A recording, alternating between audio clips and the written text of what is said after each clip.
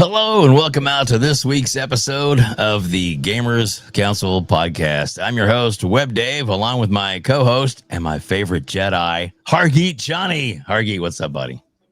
Hey, it's another week and another day, and of course, as usual, it's Xbox Dead. No. Balls. Shout out to Park you for making this.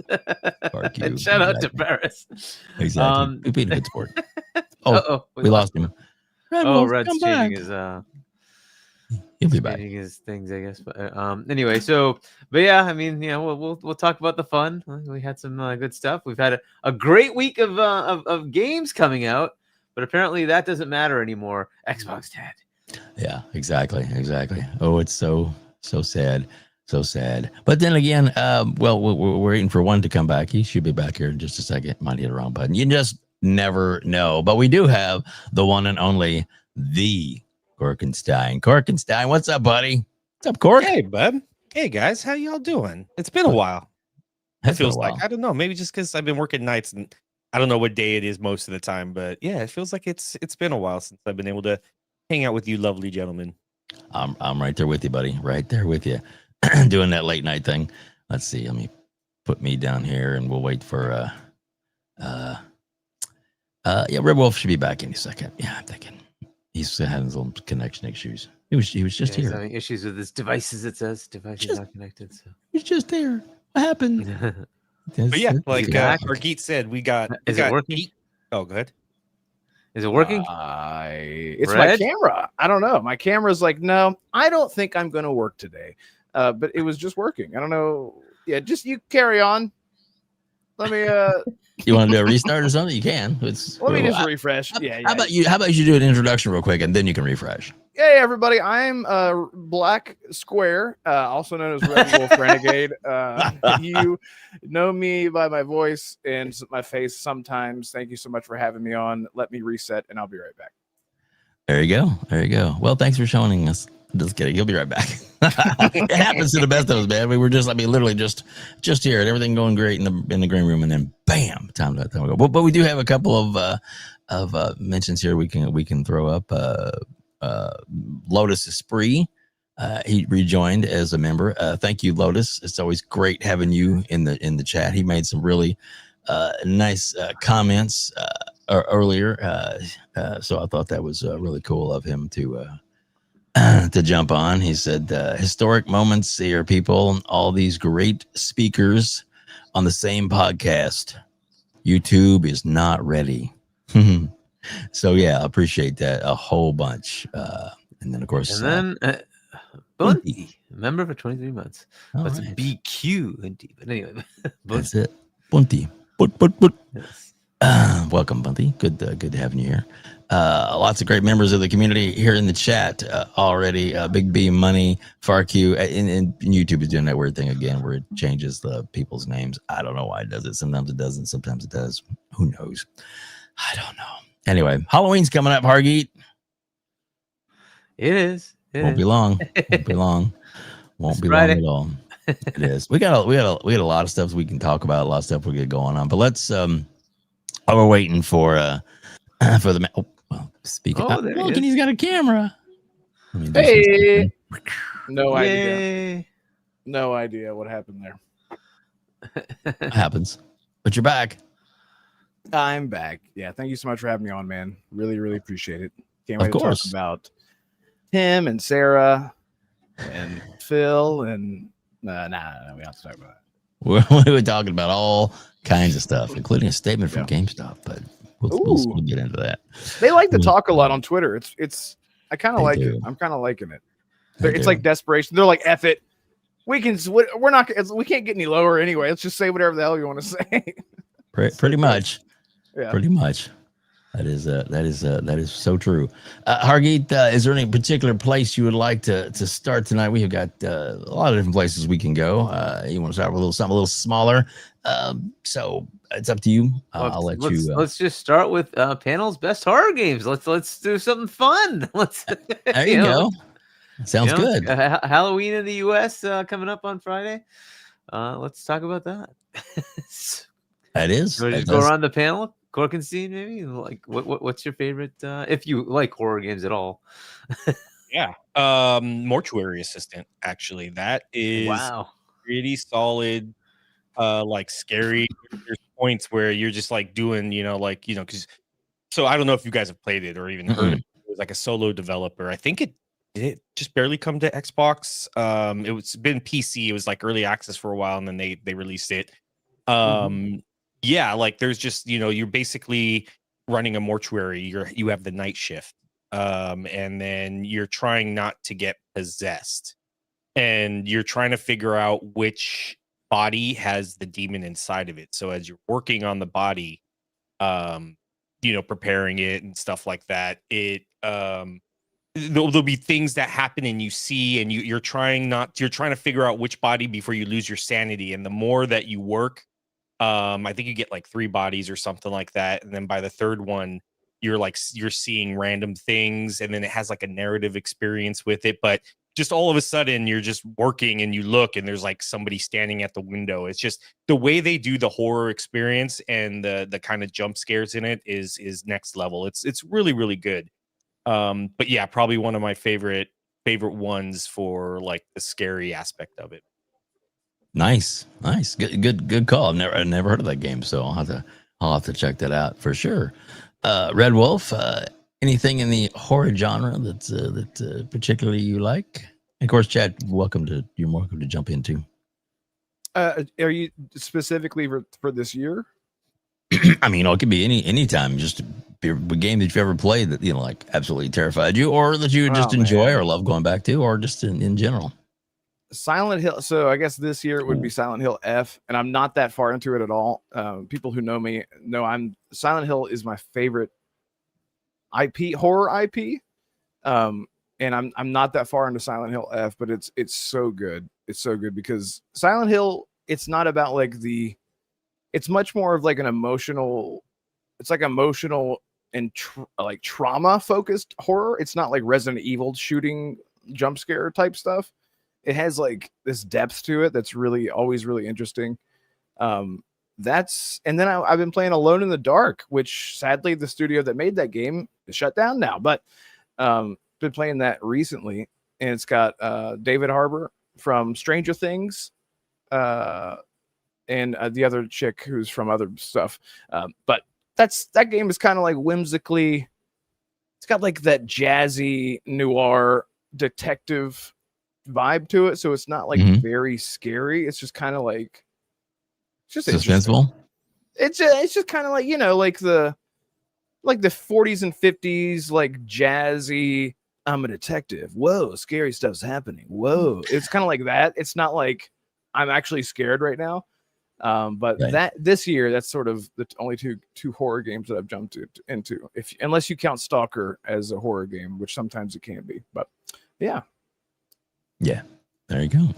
Hargeet, what about you? So, like an old game, Seventh Guest. That was a lot of fun. If you remember that one, very old game. But I don't know if it actually aligns or not. But like The Witcher, I like Witcher is kind of a horror mixed with action RPG with right. So I don't know. It like just feels like it could potentially be in that vein, right? So I mean, heck, you could probably talk about like freaking like some of the stuff the Flood does in Halo. It's like pretty crazy. Yeah. But anyway, or even some of the Gears shit. It's pretty nuts. But yeah, I don't know if that counts or not. But it's literally like you're going after weirdo monsters, right? So. But I like that one's really cool, obviously. So, and of them, I gotta say 3 is probably the best that I've played. So, I picked that. But like, yeah, I'm not a horror guy at all. I don't like the horror games at all. So, okay, I was gonna ask for me, like I remember playing things like Seventh Guest because it was puzzly, though it had that horror element to it. I don't know if anybody even remembers those games. This is way back. But like those Seventh Guest and 11th Hour, right? Those are very old. Like there was PC, like Windows and PC games. It was like very, very old. But yeah, and then if I had to pick something, I'd say Witcher 3 is freaking awesome. But it's the best. I literally have them where I live it. I live the life day by day. There you go. So good. There you go. Well, good deal. And how about you, WebDave? To me, it's some of some of the best horror to me is some of the classics. The original Silent Hill. Now you look at it's kind of dated because obviously the graphics back then weren't the best, but damn, dude, that especially when you started hearing the siren go off and shit, it's like, oh fuck, you knew the things were radio? gonna change. Yeah, all the radio going off, all that kind of craps too. Plus that horn, that siren that would go off every now and again. It was like, oh shit. One of the best things about Silent Hill back in the day, and now it's hard to do nowadays because it's so outdated. But the fixed camera, because you would hear the radio. And you would turn a corner and you can't see what's in front of you because of the fixed camera. So you're like, where is it? Is it in front of me? It was terrifying. I was just, has there ever been a horror game that you guys have played that you just, I've done this plenty of times where you just have to turn the sound off in order to get through certain areas. Cause I'm like peeing myself. No, just me. Great. Okay. We can move on. We can. Yeah. And I still like the original, like Resident Evil. Good tip for those who, want to get through a horror game, right? There you go. I did that with Alien Isolation. I was like, nope, not doing this. Like, put on some Depends. Or better yet, put on a comedy soundtrack because that's what most horror games feel like to me. So. Right. Whenever you're being chased through the whole time, you're weird. Yeah. The original Resident Evil though, with when the dogs jump through the glass. Oh shit! The zombie dogs. That scared the shit out of me. Yeah. I was like, what the? I mean, do you consider things like Doom? Would you consider that horror? I mean, you could for sure. Some crazy stuff going on there too, right? Yeah, exactly. I would say that's a horror action game for sure. Yeah, definitely. Well, actually, more first person shooter, but yes, definitely has a horror elements to it. I mean, it's because it's not everyday life things, but yeah, I like that stuff too. But man, there's a lot of great games out there, and some of the new games that have come out. Really am enjoying those. But I like scary games like this time of year. We decorate the house pretty heavy here with projection stuff. We use got a 16-foot by 7-foot garage, and we put a big screen in it and project from the back all kinds of scenes and stuff, and plus have the whole yards all decked out and everything. So it's pretty big around here. We have literally last year they did what they call a rough count, I guess, in our neighborhoods, a subdivision, and we had over 800 people come through. So yeah, we had to go through a lot of candy. If I showed you how much candy I have sitting on the couch ready for Halloween, it's literally like 3,000 pieces of candy right now, just because there's going to be people that want to doubles. So we keep around again stuff. It's so hilarious, but the little kids that love it stuff. But it's a closed neighborhood. There's only one way in. So the nice thing is people come in, they'll park, and they'll just walk the whole freaking subdivision, which is great. So it's a safer environment for a lot of kids and stuff, and it's pretty much all newer housing.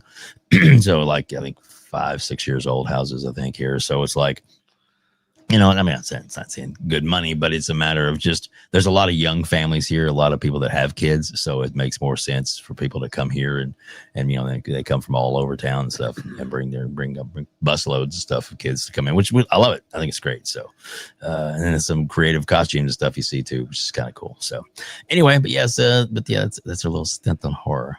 There we go. Yay. Hargeet, where would you want to go next? Halo. Let's talk about Halo. All right. So I don't know if you have anything lined up, or if you have some of the video of the actual I do campaign evolved. I do have some of that. Let me get the right screen here. All right, so let's, I guess, Fark you. What did he do? Fark you. Our good old pal Fark you. And my dogs are barking in the background because they're excited to hear Fark you too. They love him so much. So yeah, I'll share this because thanks Fark you. Yeah. There you go. So that's what Master Chief looks like. Here it is. Spoiler. Master Cheeks. You should see me with my pants off. Just saying. Butcher. Yeah. Gives a whole new meaning to the word long rifle. But anyway, sorry. There you go. Just kidding. Oh, jeez. Yeah, bazooka. What? Anyway, all right. At least you didn't say needler. Exactly. That hurts. Yeah, you're right. I didn't say anything. Hey, it hurts. Oh my goodness. Yeah. Well, so we'll get to the. Yeah. Oh yeah, exactly. All right. So before we get into more of that video, a few moments later, we just Hargeet, there's a few mentions that just came through member chats, and then a mega outrageous Lotus spree showing some love to the chat. All right. P-Lump, member for 10 months. Shout out to everybody on the panel and in the chat. Stop everything. Play my damn theme song. They not like us. Hashtag Xbox butter.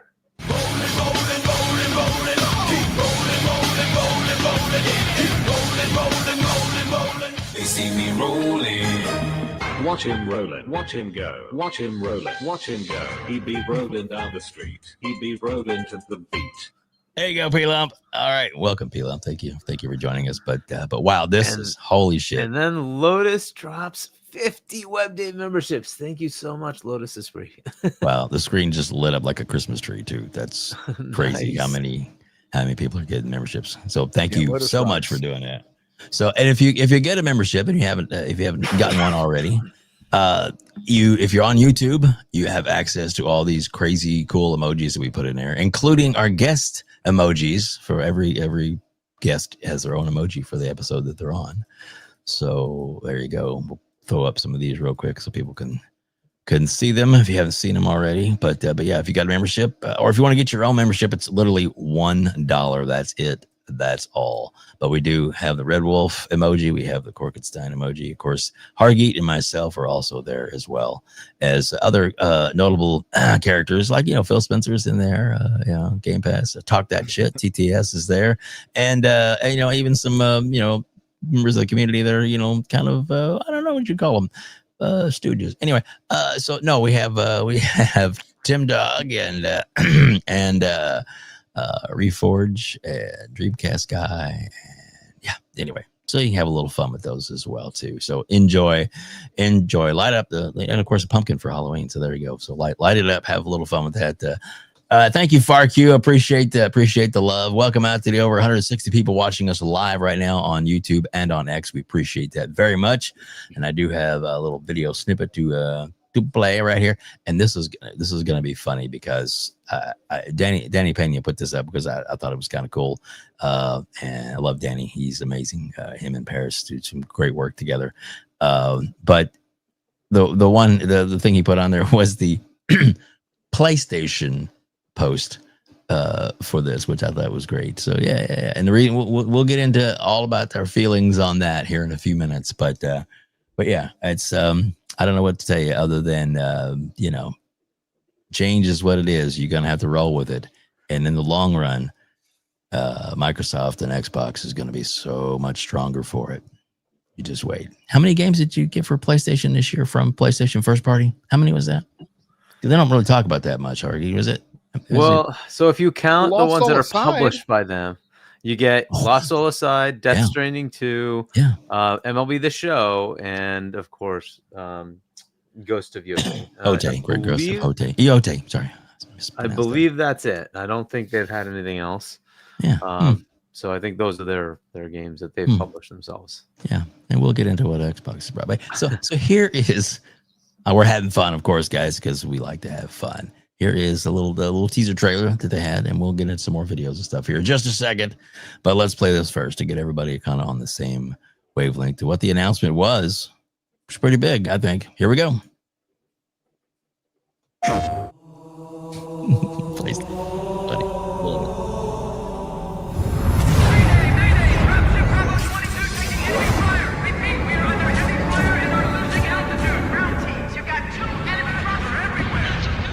According to the data in their networks, the ring has some kind of deep religious significance. They call it Halo. They believe that Halo is some kind of weapon. What sort of weapon is it? One with unimaginable power.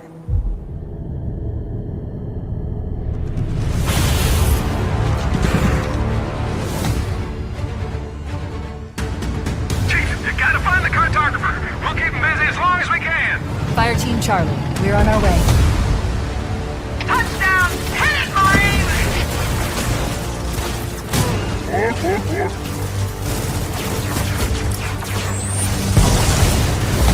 go to a warthog.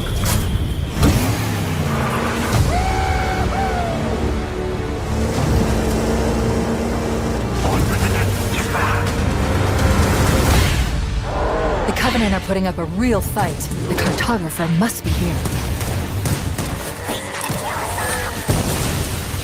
Rock and roll, rock and roll. Give them hell, Chief.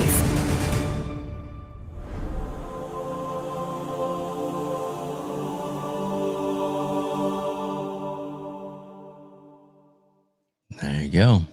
PlayStation has no limits, or no soul, or no. Anyway, I'm sorry. Was that? sorry, being a little vicious, but that's all right. It's my show. You do your show. I'll do mine. Oh my goodness. All right, so let's get into it. We've all seen that, and we'll play some more from the little roundtable interview here in a few minutes as well too. Let's start off with Hargeet. I want to get to you first, my friend. Okay. Your thoughts on this announcement? Your thoughts on, some of us were expecting this. Some of us had no idea. There's a lot of people in the community that have already been playing it, as it were, and are testing it and stuff right now. So your thoughts, and what do you think about it? Yeah, so this is not like news to a lot of people in the like sort of I guess podcasting community or media community. We've all kind of heard all this stuff already. We knew this was coming. So I'm not surprised by any of it. We kind of got the hints of it when they showed us those images. When Halo became when 343 became Halo Studios, right? They showed us the new stuff they were working on, and you could very well see what the heck they were doing. Mm-hmm. And then we heard like rumor after rumor after rumor that they're remaking CE, Combat Evolved. So this is obviously not that shocking, right? We also heard rumor that there was going to be no multiplayer, right? So we heard that as well. So again, none of this is shocking. Coming out on PlayStation, again, none of that is shocking. We knew that was coming too. So again, none of this is kind of shocking in any way. What was kind of useful to me was the fact that they added some bonus missions. Because I was looking for anything different. The issue I have is just simply I don't have time. So does it look good? Yes, it does kind of look good. It's on UE, so that means it's going to have stupid performance issues, which I hope they iron out. But good luck, and it's always been my problem, right? I have ray traced 120 frames on the Series X with Halo Infinite. You're just not going to get that with UE, and that is kind of one of the things you give up when you move away from what they've been doing with their engines. So we'll see you can see the performance issues, right? You can see it from just the video. You can see the stuttering. It's there. So are they going to fix that? I don't know. We will see. There have been games out there that have done a very good job of actually ironing out the issues of UE. It's not as common as it should be, but it's there. If anybody can figure it out, certainly the coalition can probably figure it out, right? So could they work with them and make it, hum as far as making the performance good? Right now, it looks pretty bad. So they have to fix that piece. As far as the graphics, though, stunning. It looks great. But just like Oblivion came out, I have not had the time to even turn that on. Gears Reloaded came out. Haven't had the time to turn that on. You know why? I'm inundated with games. I have over 100 installed on my freaking Xbox that I can't get to because there's so many games. And we just got a week where we had 3 first-party games come out on Xbox. It's so difficult to keep up. It's just, and so to go back to something, and I'm watching the Silent Cartographer, and I'm like, remember that? I remember that. I remember that. I remember. It's like 1-to-1 the same thing, and I'm like, cool. It looks good, but dude, do you know how many times I've played that game? It's like, am I gonna go back to this? Thank God they put the bonus missions in. That's the only reason I'm really excited to actually turn that thing on, is to go to the bonus missions, which is supposedly a prequel that talks about some of the stuff with Chief and Johnson. Like, this is great. Like, I want to go through that and just at least get that experience because I get something new. Would have loved to have seen anything, that's in the future as far as new stuff, multiplayer, story, whatever. Did not get any of that, but fair enough. This is what they're putting out. Looks good. I don't know how many enthusiasts will go back. I'm sure there'll be some, especially if you're on Game Pass. You just download it and play it if you want to.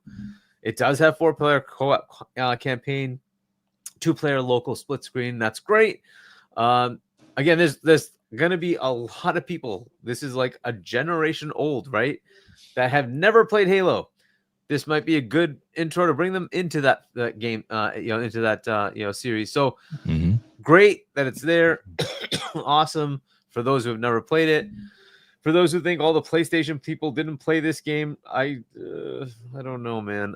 There's a lot of those PlayStation people, whether they like it or not, did go to Xbox and play that game. It's just too big to not. So we'll see what it does over there for numbers. So I don't know. I don't know how that's going to sell over there. We'll find out. But I'm happy that they're making it. It's great. I think it's a great glow up. But I just don't know that I'm going to go into it to play the whole campaign. I will go into it for those bonus missions just so I can experience the new stuff. So far, that's kind of my quick impressions. I am a little concerned about the performance. I don't know what they're going to do with that. And so we will see. They could just say, grunt it on your high-end PC and deal with it. Hey, oh, by the way, we might be dropping new console hardware and you can go play it there and it'll run well. And on your Series S and X, suck it. Deal with it. I don't know. And until they I'm surprised they put it out at that level where the performance is bad. But again, they at least gave you a playable thing, right? Which is kind of interesting. I don't know how far out it is. It could be a year away from now. But they gave you a playable portion of the game right now. That's actually pretty awesome. So that gives there's some confidence that this thing is in good shape, but it's not in performance shape, and that is kind of annoying. But anyway, so that's kind of where my thoughts are. It's great that they're doing it. It looks stunning. It does. But I really kind of need new content, and thankfully they gave me the new content. Right? They told me there's bonus missions. Fantastic. Happy to see that. That's what I'll jump in for, just to try that out, and then we'll see. But I have not had time for Oblivion. I have not had time for. Generally I don't even touch these remasters because I'm like, right, dude, I've already played and finished this. I don't care. I want to move on to the next game because there's so many games to play. We just got freaking Outer Worlds 2. I finished Keeper. I haven't even tried Ninja Gaiden. And there's so many more, and it just keeps piling on. That's just first party. There's still third party. And next year, when this is coming out, the stuff we already know about is crazy, let alone the stuff we don't even know about yet, right? Because we don't know the full roadmap of next year. It's going to be a crazy year. So we shall see. But anyway, that's kind of my quick impressions. It definitely is going to be a crazy freaking year. That's for sure. And all I can say is hold on to your hats. There's more to come, but I won't say anything other than that. We just know that there's more things that are coming. And before we go around the horn, you did 209 people here joining us live. Thank you all so much. We greatly appreciate you being here. And look what he did again. Lotus is free. Thank you so much, Lotus sir. Gifts another 50 memberships. Wow. Awesome, Lotus. Thank you so much. That's amazing. Lotus is free. Thank you so much, sir. We appreciate your generosity and for coming in your support for this channel. We really appreciate that. And I'm not just saying that. I do greatly appreciate it. He even made a nice note, which I read earlier, where he talked about this episode is going to be great because of the amazing people that we have on the panel tonight: Corkenstein, Red Wolf, and of course Hargeet Chani. And I don't know if you lump me in there, but anyway, thank you for that as well. Greatly appreciate that so much. You guys you're awesome. So with that said, let's go to Corkenstein next. Cork, your thoughts on this? As I'm going to show some pictures while you're talking about it too. This is a before. This is what the old one looks like. Okay, the original should say look like graphically, and then here is the same angle, the new one. Wow. Your thoughts on the whole thing? I think it's awesome. I mean, this is something I called back in January, where I said Xbox is probably going to bring Halo over to PlayStation. You want to get a new generation reinvested into these IPs, especially if you're going to start broadening the scope on where you're releasing them. It's just natural. This is how you do it. You know, you start with some of the classics and you get people invested. You know, I was wrong in the sense that I thought what they were going to do is kind of pull the PlayStation strategy with it and do these remakes. And then they're like, well, if you want to play the newest iteration, you got to come to Xbox to play it, you know, kind of thing. But it looks like they're just going to release everything now. But it looks absolutely amazing. It looks great. Yeah, Hargeet's right. The performance there is kind of a little iffy right now, but I mean, it is pre-release. It says, you know, it's probably still an alpha. So that kind of makes sense right now, but I mean, we'll see. Usually UE5 does well with these kind of games that are instanced and you're going from, you know, like different level to level to level. Usually runs those pretty fine. Where UE5 struggles a lot of the times is the open world aspect of it. And that's usually where it usually has the hardest time for some reason. I don't know if they've just by developer or what it is, but usually those open world maps. So I'm not too worried about the performance. I think they're gonna knock it out of the park.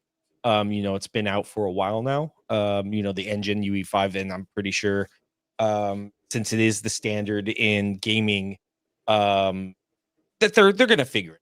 You know, so I don't have any real worry there.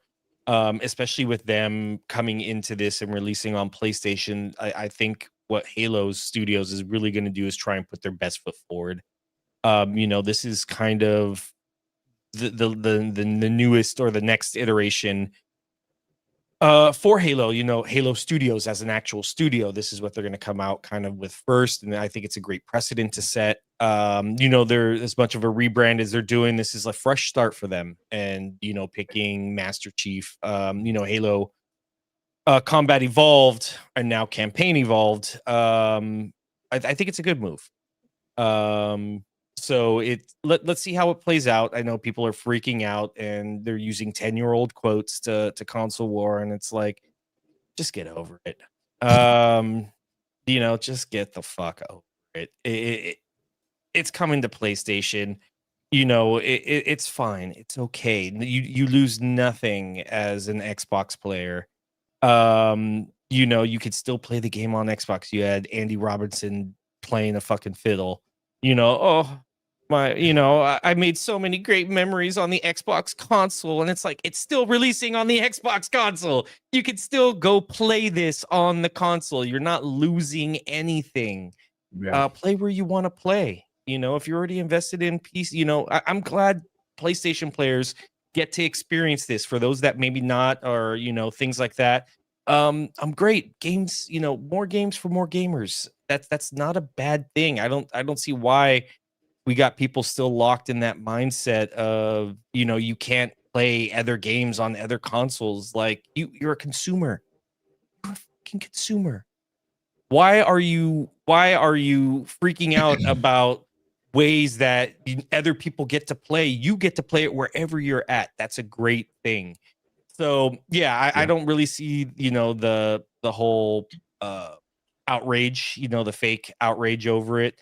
I think it's great. It looks great. I can't wait to play it myself.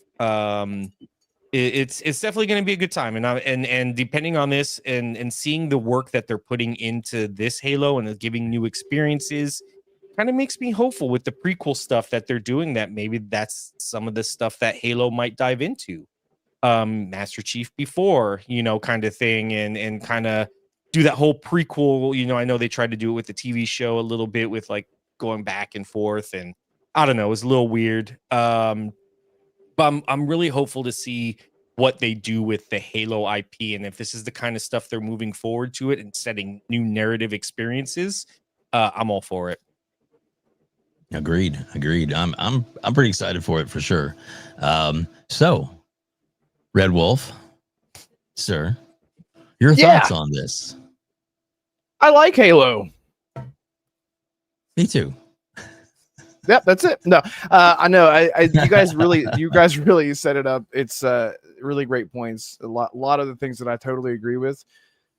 On the point, first of all, I'm really excited about it. I'm such a sucker for nostalgia bait, and maybe that's sort of harsh to say because we're like in an age right now where remasters are selling really, really well, and the types of remasters that we're getting. I talk about this all the time on my podcast.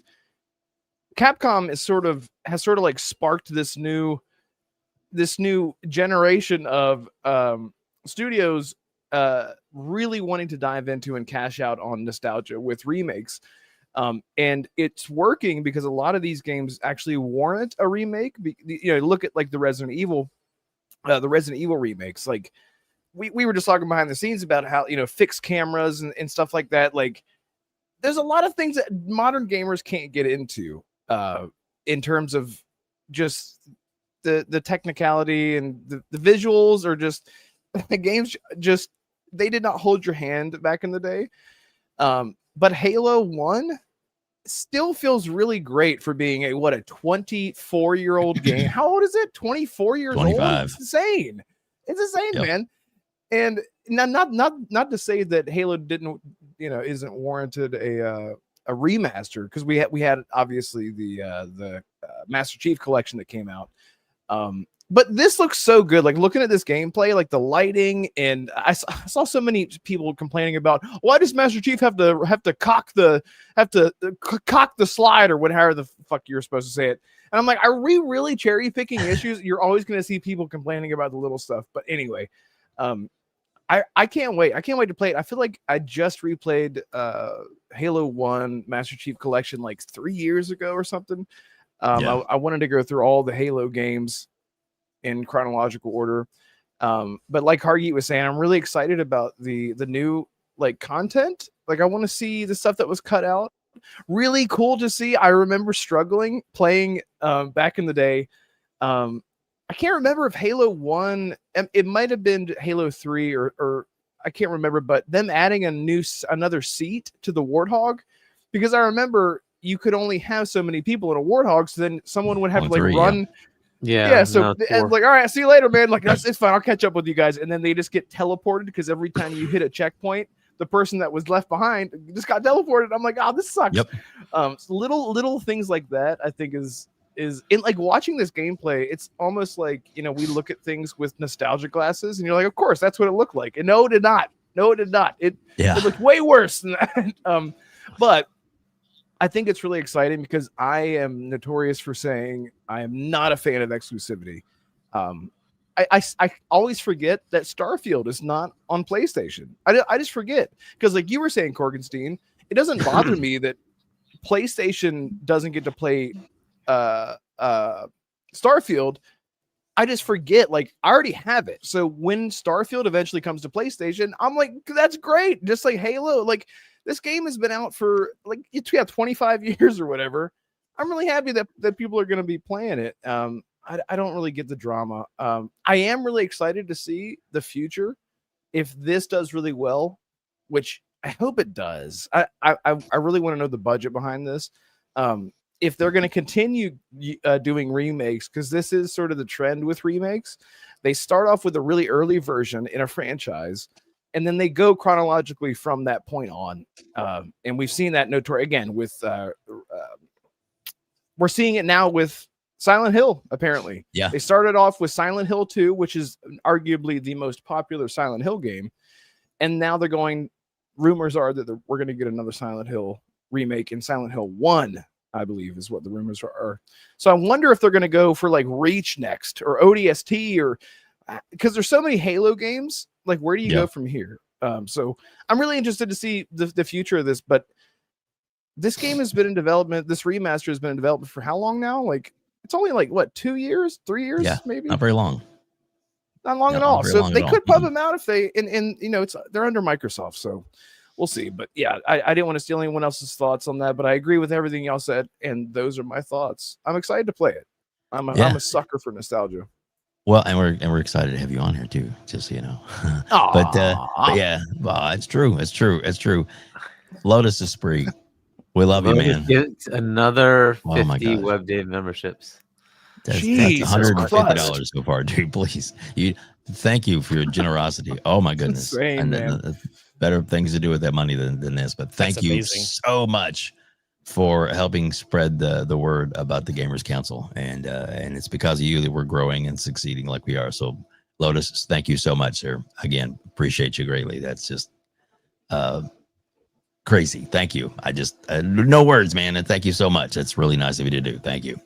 And because it's like I have them at $1 a piece, that means that I have 150 people that now have memberships that didn't have them before. So that's fantastic. So awesome. Yeah, awesome. Generosity knows no bounds with Lotus. That's awesome. That's great. So, and then of course, I would be remiss if I didn't. I made a comment, which I knew I shouldn't have made any comments about Farku's picture that he put up, Kafarku, and I said something. What did I say, Hargee? Do you remember what I said? Something about the pants or something. I don't know. Yes, you did. Something about pants, right? Yeah. Well, of course yeah, you did. well. Yeah. That's so much better. Oh my god. Yeah. That needs to be a skin. That needs to be a skin. That's got to be a skin. That's going to be great. What I'm most disappointed by is you got the rifle barrel covering up the most important part of all this. Well, I was going to say at least he gave me a sack. Oh, could have been worse. At least it wasn't a camel toe. But I my feel god, like this is appropriate.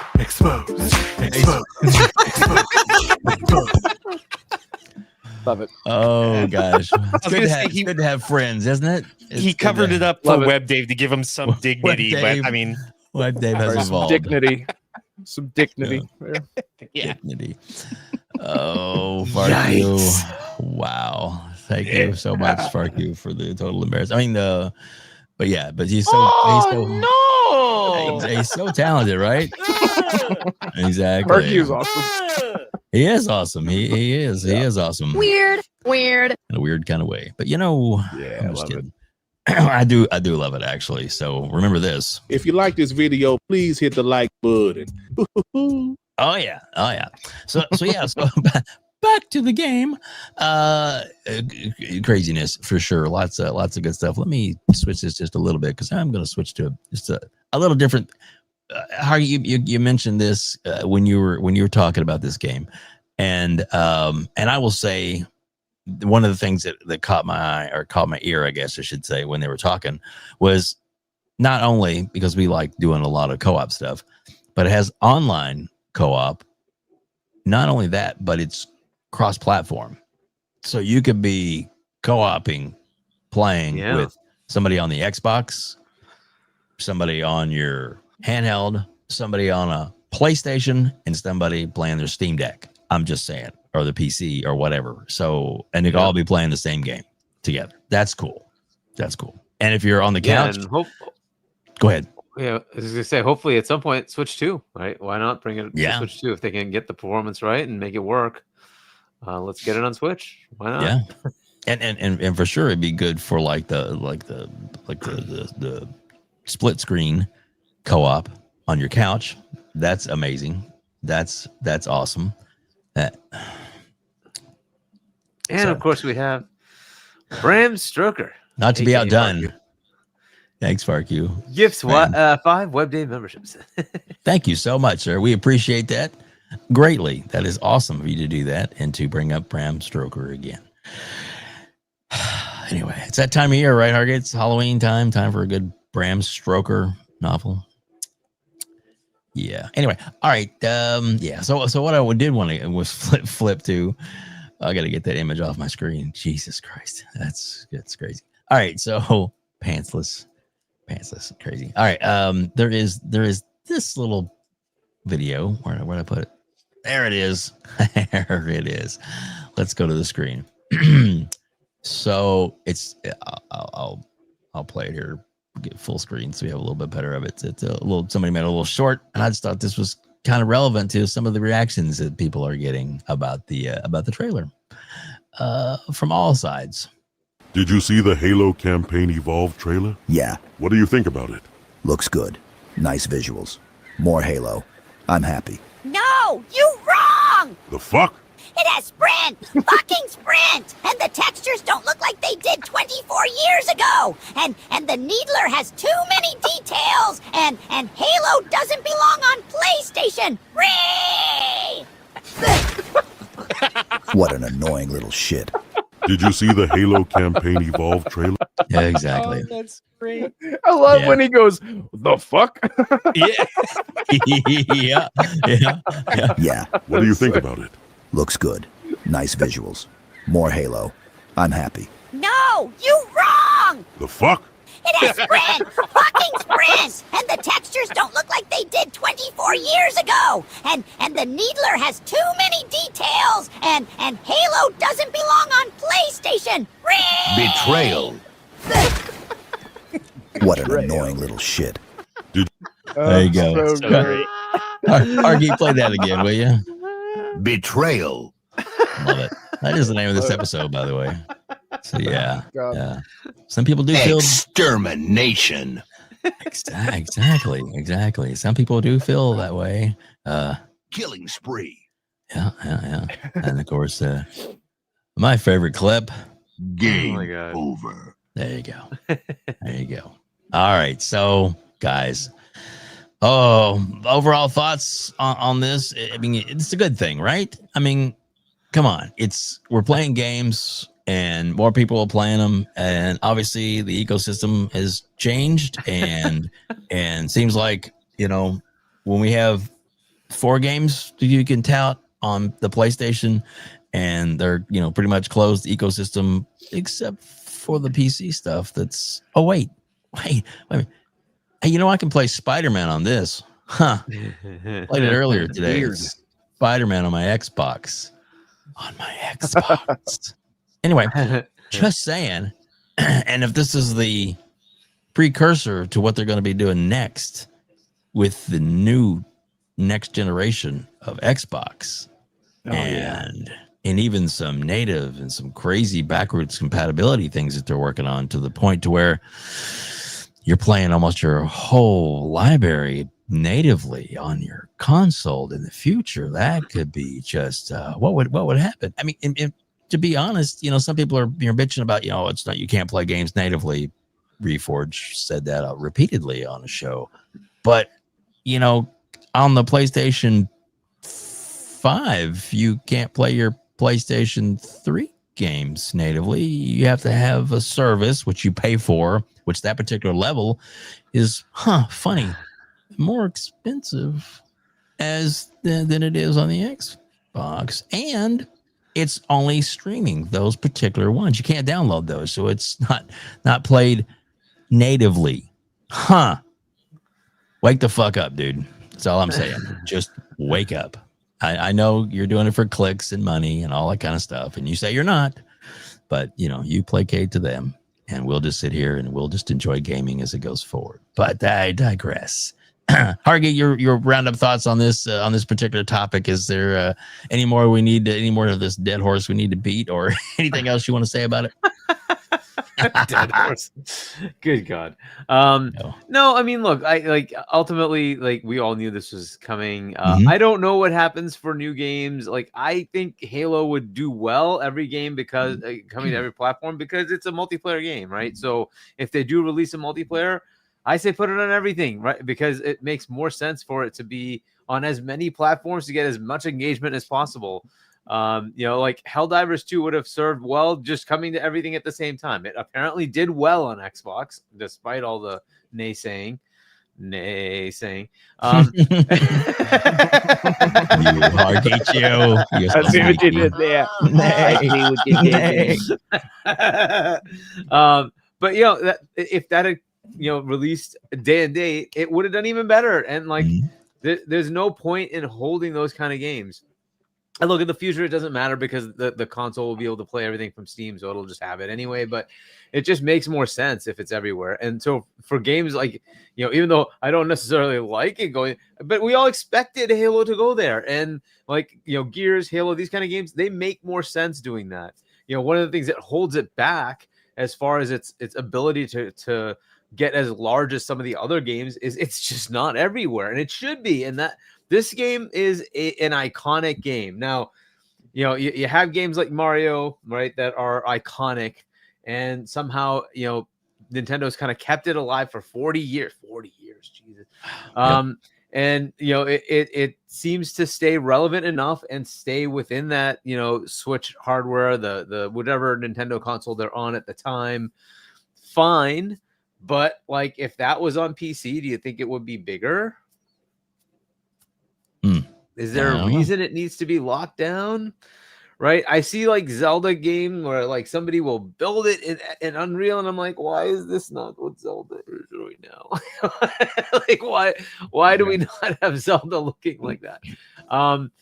Right. So like, those are big iconic franchises, right? And Halo's right up there for me, at least. It's right up there, and I think this is good to put it everywhere. Everybody can engage with it. It gives you more potential for more customers, more engagement. I think it's great. Cross-play, cross-platform is awesome. So I think this is the pattern going forward. I don't know that everything's going day and date, though. We've had too many of these games come out that didn't. So I'm not sure what the pattern is. Like, whatever, right? So should Starfield go there? Maybe they'll do that with the next DLC release, right? We got Avowed this year, didn't go there, South of Midnight, etc. So there's plenty of games that didn't. Keeper just came out again, didn't go over there. It's not like these studios don't know how to make games on PlayStation or Switch for that matter. They have the ability to do that. They just haven't. So I'm like, I don't know what the pattern is, right? So like, to expect everything is going to go there like day and date. I don't know. Like, let's just see what happens. To me, I don't give a crap. You know what? I get my games in Game Pass and I can play them on my PC or on my console and I'm happy. That's all that matters to me. If it comes to other platforms, fantastic. More players, more money going into the coffers of Xbox, which means more games for me. That's what I care about. So as long as I keep getting fed, I'm happy. That's all that matters, right? So, for those who are like in funeral mode, I don't know what to tell you. Like, this has been kind of going on for a while now. They've been telling you this is happening. Like, I don't know. I like it. It should be no news at this point. As far as the game coming out and as far as a next potential, I hope it does well enough that they say, hey, let's do that. Let's make the Halo 2 remake. The 3 has not been touched since it came out in the 360 era, right? So at least that I'm aware of. Halo 2 at least got touched up. And they had like the new cutscenes with the Master Chief Collection, right? So cool. I'd love to see this kind of a rehash where it kind of they really, really bring it up. But 3, I think, is kind of ready for an upgrade, and that would be kind of cool to do, right? At least the original trilogy, you can bring that up to speed. Halo 4, maybe they could play with that. 5 is not that bad looking. It's actually pretty good. Could it have a little up-res? And sure, why not? Let's do that. Infinite's already pretty good. It's relatively new. You have Reach. They could do something with that. ODST. But look, at least do 1, 2, and 3. I think that would be awesome. Like, let's bring that original trilogy up to speed. Do you think that they would do those in order, though? That's what I'm curious about. Do you think that, like, because everyone loves ODST so much, especially now after Helldivers, do you think that they would really like limit themselves in terms of hype? Because it's going to be years if they do. I think 1, 2, and 3. 2 years. Okay, really? So I think it's 1, 2, and 3. Okay, yeah. I mean, like I said, it makes sense in terms of the way that remasters and remakes are working these days for them to just, again, because they're trying to reach out to a new audience, a new generation. So why do Halo 1 and then jump to ODST? I totally understand that logic. But as far as money goes, I don't know. Yeah. I feel like they could, maybe outsource. I don't know. But, oh my goodness. Lotus does another 50. Holy crap. That's amazing. So much. Insane, man. It's insane. And then the broke boy. But Hargeet, I was told that I was upset with Halo. Yeah, I mean, like, there's so many stupid narratives. So to your point of 2 and 3, here's the big issue with that. First, the directive is going to be to make something that's multiplayer where they can continuously keep making money, right?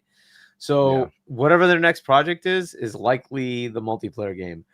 If they have a team that can continue to do this, they might do 2 and 3 if this game sells. If it doesn't sell, if it doesn't make money, I think they're going to just say, yeah, well, that was done and let's move on. Right. Yeah. The reason they were doing this wasn't specifically to upgrade Halo. It was to learn UE. It was to get them on the platform onto UE. Right. So if they've learned it, they've got it. That's good. They can move on. Right. It's the same with Gears. Right. We got Gears Reloaded. Are we going to get Gears 2 and 3? I don't know, right? I'm not sure where they are with that. We know E-Day's coming. I know that's where their efforts got to be right now. Are they going to be working on E-Day? What is the next thing for Halo? And you know what I'm hearing and what they're doing, and I don't know. I want more story. I want more story. I the multiplayer is good. I've always loved their multiplayer. Is the only multiplayer I've played, but I really want the campaign. I want the story. I want the co-op. I want to go through the story with friends. That's been the Halo thing for me. And I don't know where they are with that. That piece is kind of up in the air. And I want to see something concrete from them saying we haven't forgot about the story for the future Halo, right? We put you on Halo Infinite with this, obvious next story arc, right? That's just sitting there waiting to happen. Will they just do it, or they say, you know what, we're just gonna have like these novels out there that you can go read, like comics out there? Like, no, I want to play it. I want to play the rest of that story. And finally, well, I'm not gonna give more story because there's some like spoilers, so I'll leave it alone. But get to the end of that. Let's just say, right? And so I want to see that. Like, but I don't know. Like, I don't know where they are with the future of it, and that's kind of disappointing. So this is good. I want to see the concrete future stuff that's going to happen. So as far as remakes is cool, but if that's like, this is what Halo Studios is working on, I'd rather they work on the new stuff. And like if they can have a side team do this, or hand it off and say, hey, we got this external studio that's going to help us do this. Fine. Right. That's totally fine. But I don't want them to just concentrate on remakes. That to me is like, yeah, no. I want new games, right? And I'm pretty sure Xbox wants them to make those multiplayer things that are live service that they can keep making money off of. So they've already said this is the end of the Halo Infinite Championship Series stuff, right? So what's next? Like, where are they going next? So that's the stuff I want to hear about. But yeah, that 2 and 3, to me, that's up in the air. If it happens, it happens on the side, and it happens because this thing did well, and so we'll see. Yeah.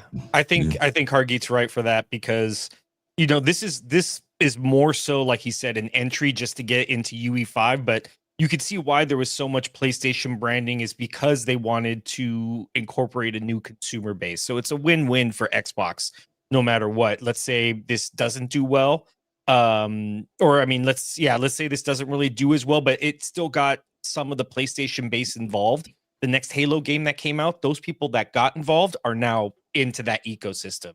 So it's a win-win. If it does do well, then now they're looking at remakes and stuff. There's no lose here for Xbox as far as the consumer and getting more revenue for them. It's and getting people invested into this, one of their staple IPs. Agreed. For sure. I think we've gone around the horn on this enough, and we're gonna be moving on. Welcome, Xena. Good to see you in there as well. Awesome. Thank you all so much for being here. We're 250 people watching us live right now on X and on YouTube. Thank you. I know there's a lot of places you can get their content tonight, but we appreciate you being here with us. And of course, later on, when we're wrapped up here, we're going to send you over to Pixelated Echoes with 3-Bit and of course, Fuzzy Belvedere. Their show will be on. Jesus Christ, Lotus. Jesus. Lotus, please awesome, stop. We love you so much. God, that's so amazing for you to do. Oh my goodness. I hope you have a good job, sir. That's all I'm saying. Okay, Lotus gonna buy so many hookers and blow with that money. Oh my goodness. Wow. Insane. I'll say this. Lotus Esprit practically single-handedly is responsible for allowing me to have the PC to run my show. Because years ago, well, not, I mean, I say years ago, a year and a half or so ago, Lotus, I was literally running my show off of my laptop. I had a GTX 1650 laptop, an Acer Nitro, and it could not do anything with the graphics to run a podcast. And I was like, I'm trying so hard. And Lotus donated so much. I took all of that and put it straight back into this PC. Lotus is such a generous person. I don't understand. Yes. I feel like Lotus could be Hargeet in disguise, or like his little brother, because only person I know that's as generous as that is Hargeet. Like, it's insane. Lotus, just you're so nice, man. It's insane. Yes, very generous. We do appreciate that. Lotus donates another 50. Yeah, all right, I'm done. That's $250 today from Lotus. 250 new members, plus thank you so plus much. 5 from Bram Stroker. Yeah, I don't want to forget Bram. AKA. That's right. Fark you. But anyway, Lotus, seriously, thank you so much. Your generosity. You can put a comment in too. You can just like put comments in the chat and I'll put them up on the screen, man. I mean, you pretty much got carte blanche. One of these days, I'd love to have you on if you ever feel like you want to just come in and talk some shit. We definitely would love to do that to you on a future episode. So think about that, and we'll see if we can work that out too for shits and giggles. Because I know I've been working on getting Farky to come on. He goes, they'd be thrown off by my British accent. I was like, no, they wouldn't. We're used to jazz. It's all good. So we're, but yeah. So this the British don't speak English, I mean, like exactly. It's the Queen's English, the King's English, the King's English. That's it. Oh my goodness. Exactly. Oh my. Oh yeah. Time for a good rogering. Oh, sorry. Anyway, stop it. So Cork was nice enough to send me this, and of course it kind of went viral a little bit after that. But Cork sent me this right before it when it first dropped. Lemon 108 Dragons. What's up, buddy? Good to see you too in the chat. One of these days you're going to come back on here again. One of these days. Shout out to Lemon. Love to have Lemon back on. He's awesome member of the community. Another one of those with big heart, big generosity. Great actually meeting him in person in LA next year. And I was gonna say, we got to hang out with him. We did. It was great. And from what I hear, there's more and more people that are thinking about going this year because it's 25th anniversary this year.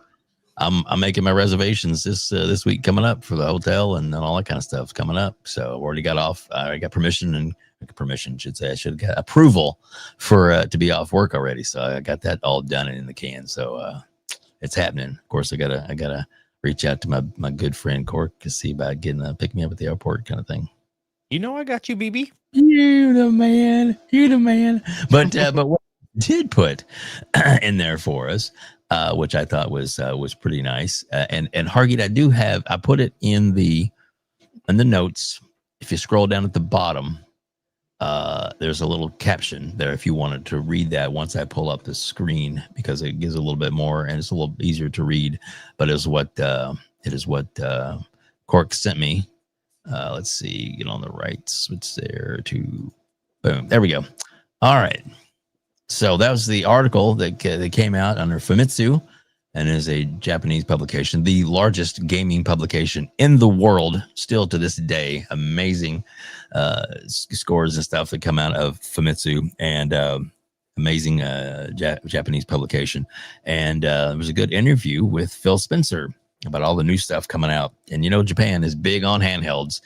That's all I'm saying. So this might just be the time and the right product to at least make a good foothold, especially since games are coming everywhere. So Hargeet, I'll let you read that little part there, and then we'll go around the horn and see what everybody thinks about it. And I will go to Cork after that because he brought us a story. We'll let him go first. But go ahead. All right. So from Famitsu, that means that Japanese users are spending more time with Xbox. In what ways is this increasing? Phil, the three platforms, console, PC, and cloud, are growing in a balanced way. If I had to say, it seems like the importance of PC is increasing for Japanese players. Also, the fact that console, PC, and cloud are all growing is in line with our strategy of wanting people to play on Xbox regardless of the device. Famitsu, hearing that makes me wonder if there will be a console after the Xbox Series XS. Phil, speaking of new hardware, the ROG Xbox Ally will be released on October 16, 2025. This is an Asus product. I think the hardware that Microsoft announced as a first-party company will be the next console.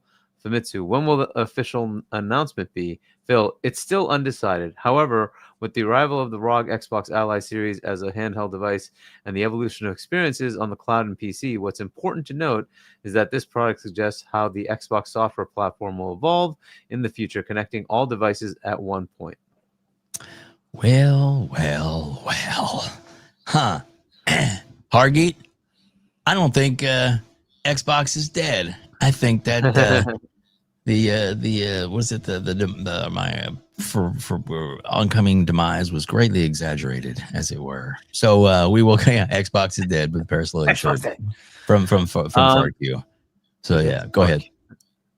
Sarabon also, by the way, had confirmed with Variety that the Xbox team is hard at work on its next gen consoles, prototypes and designs, etc. But they also had Good Morning America, I think, go into into their design lab and show them the area where they actually do design and work on prototypes for the next hardware. So they're actively working on whatever they're working on for a next gen console. We've had plenty of leaks up to now, right? Project Magnus as to what's going on. We've had plenty of leaks on the PlayStation side as well. Yep. So it looks like both of them are actively working on the next console, and we have some, interviews with AMD, with Mark Cerny, and going over some of the stuff that they're working on that's going to be available to everybody. Yep. And then Sarah came out and said, hey, we have a partnership with AMD to work on their platform for what they're doing next. So look, there's plenty of stuff going on here. As far as the next console, it's very likely that it's happening, but hey, look, anything can change. But as far as we know, it's on track. They're putting something out, and it looks pretty impressive from whatever specs we've seen. None of that's guaranteed. Yep. But from what we've seen, it looks pretty impressive. Is there potential for it to be higher or lower? Yes. Again, anything can change based on actual yields, based on actual testing. Things might have to be switched around based on what they find out. But we will see. Based on what they have, specs look good. It looks like it's going to be a pretty beefy console. But look, I don't want to say PlayStation 6 is going to be a slouch. It's very close. It's not like it's substantially worse. It's not like it's 20% of the performance. It's going to be neck and neck. There will be a difference. It's about like 15-20% again. It's something like in that, as I've been saying, and these are all my theories, 35 to 40-ish T-flop range for PlayStation, 50-ish, maybe a little higher for Xbox. Again, those numbers might sound like a lot, but understand when you're playing the games, it may not represent that much of a delta. We will see, right? There is enough there that there's a potential for a difference. But again, like when we've seen the Series X versus the PS5 version, even when there is a performance increase on the Series X, it's not like it's night and day, guys. It's just not. It's very close. Both players are playing games that look very similar. Just look at the PS5 Pro. It doesn't look that different, and that one's like a good 60% higher than the PS5, right? And you're like, okay, is that night and day different? No. So this is just the world we're in. So just keep that in mind. But so it looks good, but we will see when it comes out. If it's announced, what happens. But that is kind of their current thought process. They're going to release something. What we're seeing as far as the software, you're seeing it in the ROG. They are marrying the Xbox UI to more capability from Windows. So how that plays out, will it be more of an Xbox OS or a Windows OS, to be determined? We will find out when they put it out, right? So as to what they're planning to do there. I would expect to see as much backwards compatibility as is potentially viable.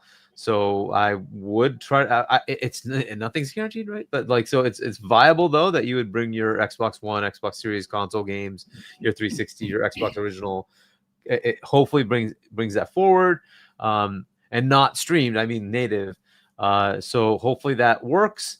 Again, is it guaranteed? No, but it is something they're striving to do. So we will see how that works out. But that is kind of what they're saying. And look, they're saying they're going to make it first party. Read between the lines, though, as much as you want. I don't know what first party is. The ROG Ally is apparently first party. So does that mean it's guaranteed to be made by them? I don't know, right? They could certainly partner with somebody to do it. It seems like I'll lean towards it being them internally doing it. Again, obviously, none of these things are manufactured by Microsoft, right? That's all contract manufacturing, but whatever.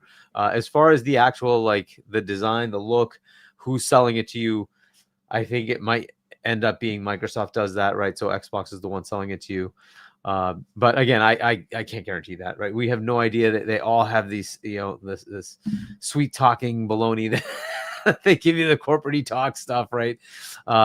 So what is first party? I don't know. Like Ninja Gaiden 4 is first party, but it wasn't worked on by anybody at Microsoft. It was worked on by, Koei and Team Ninja at Koei and Platinum Games, right? They made it funded by Microsoft, fine, right? So and published by Microsoft, so cool. But that's first party. So you have to put all that in perspective. So I don't know what first party means. We will find out. But at least it seems like they are saying, hey, it's good. The other part that you have to take in this is that like they're growing in Japan. That's a good thing, isn't it? That's kind of nice to hear. They're growing. Well, that's good. PC, by the way, is very big in Asia. So that's a market that's kind of a interesting thing for them. If they really push this envelope of PC type console, that could be very compelling. Let's see how the ROG does, right? That's kind of pushing that narrative and starting that journey. Are there enough people in Asia that will pick it up? We'll see how that goes, right? And it seems to be doing well enough for what it is. Do I expect this to sell like 100 million consoles? I don't think that's going to happen. Will it sell millions? Maybe, right? So the Steam Deck is like a few million, 3-4 million, something like that. That's great, but like that's kind of the usual ceiling for these devices outside of the Switch. The Switch sold a bazillion copies, right? So that's great. But I don't know that that's going to happen here. But hey, if it does well enough, it kind of gets their foot in the door in this kind of a market where Xbox has been kind of non-existent, and giving them a potential to say, hey, we've got this nice experience for you where it's a Windows backend, but you have a nice UI in the front end. Would you like that? Right? And we'll see if that resonates. Price is a problem. It's gonna be pricey. So we'll have to see how that goes. But yeah, it's not like they're pulling out of the market in any way. They're still there, despite everybody in the media saying it's dead. It seems like they're still forging ahead. They're moving forward with their next hardware. So that's what we keep hearing. So barring them coming out and saying we're done, I'm going to assume that they're going to keep doing this. So I don't know if you want to go into more or if you want to go into like my speculation on cost. You're totally muted. We'll get back to that in a minute. I'm going to go around the horn real quick, and then we'll come back to what we think the price is going to be, and will it be affordable? But there's ways around that as well too, as Microsoft has brought up in the past. We can talk about those options as well. So, Cork, thank you so much for bringing this to us. I do want to show real quick, Hargeet, while you were talking, Lotus Esprit gifted another 50 members. Oh my goodness! Wow, Absolutely that's that's 300 memberships. Gentleman and scholar. So, sir, thank you so much. Oh my goodness, that is insane, and your generosity is beyond pale. Thank you so much. But stop, you can stop. It's okay. So, but thank you. Wow, amazing. But again, I know your passion dictates what you do. So, but thank you for that. I don't want to sound unappreciative. I am greatly appreciative that you did it. Thank you so much. But wow. Okay, awesome. All right, and then 108 Dragons TV, Lemon, $5. Xbox is dead, dead aimed at the business and being successful. Yeah, and continue to pushing tech and innovation. This is the best time to be a gamer. Amen. Right. It is the best time to be a gamer. There's so many games, dude. It's awesome. There it is. There it is. 270 people watching us live. Phil Spencer's interview is what we're talking about with Famitsu, and the man who brought it to my attention was Corkenstein. Cork, we'll go to you next. Give me your thoughts on this, what he said, what you're thinking about it, and you're ready for the future, aren't you? 100%. It's great. He's coming out talking, I mean, the benefits of working night shift this is when I was just like scrolling and I saw this and I was like, oh, all right. So I sent it out to all the channels and stuff like that. Yeah, man, I think it's great that he came out and reaffirmed again that, Xbox is making a console.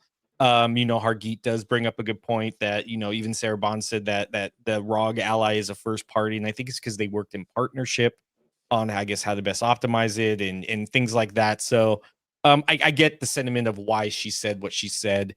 But I'm in the firm camp to believe that they are going to come out with, an actual Xbox. It won't be all developed, I think, by Xbox. No console is, they partner with AMD, you partner with, different companies to bring this. I don't think we've really had like an actual Xbox developed console for a while now. But they're prototyping it, and I'm excited for it, especially with Magnus. It's going to be a pretty beastly console. They want that premium experience. They want that, with a premium experience comes a premium price tag, but you say, we'll talk about that later. With it, I think what they're gonna do is, I think this is gonna be the big bad console. This is gonna be the monster, and then I think they'll give other consoles, or other spaces to maybe like Razer if they want to get into the console space, or somebody else if they want to get into the console space. Here's Magnus, and just incorporated with the Xbox branding. I think there's definitely going to be multiple consoles that are going to have the Xbox branding. But I think this is going to be the first party one that's going to be the pretty beastly one. The hybrid, I think they're also going to do another Series S kind of console. It just worked so well for them. And especially as we're talking about price and everybody's like, console gaming's not affordable anymore. I mean, they came out with the Series S, last time. And that got a lot of people that, during a time where with COVID and people struggling with money and things like that, where it just wasn't that great. They had an option like the Series S, and we're still in those kind of times where people don't know, with their money, how, and it's being definitely spent wiser, and a little bit more frugal. So I can't see why they wouldn't do another console, another Series S type console where it won't be as great. It'll probably be in that middle range of possible handheld, and then the big one, the Magnus console. So we'll see what they do with it. Japanese growth is great. It makes sense, given with why they, I don't want to say dropped out of the Japanese market by closing Tango. They really didn't. But it's definitely more. It's a wise move to. They were never going to get a foothold in Japan the way people wanted them to get a foothold in Japan. It was going to be something, Japan. I don't know how to say this without it coming off wrong. They're not very friendly towards foreign companies, I guess you could say.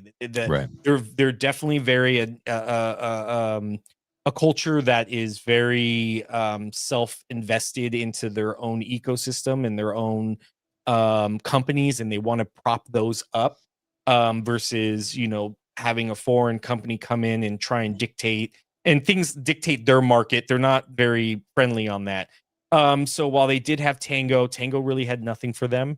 I'm still in the camp, as much as it hurts, Tango closing and then making that decision. I think it was still a smart move, on that part, because like I said, they just had nothing in development.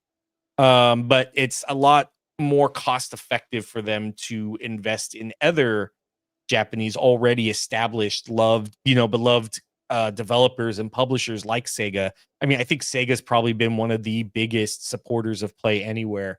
And it's because of that. I think it's because Xbox is investing a lot into them and trying to get them over, whether it's the Game Pass money bag and things like that.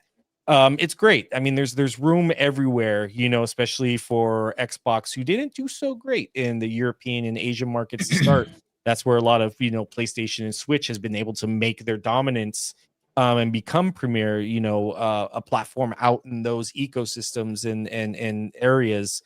So it's good to see that Xbox is definitely reaffirming and definitely sticking with. I know a lot of people were like, Xbox is dead. In Japan, they're pulling out. They're never going to get it. And it's like, obviously, that didn't pan out the way you thought it was. So yeah, I'm happy with everything. I'm glad Phil's coming out and talking and reaffirming once again about first party developed consoles.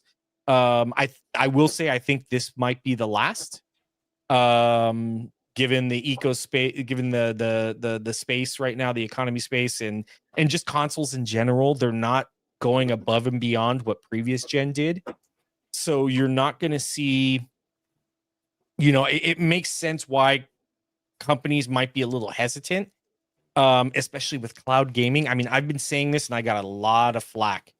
I got a lot of flack for it. But I can see in 10, 15 years, all the console companies basically pulling out and going until maybe Nintendo, because like I said, they're a more traditional company.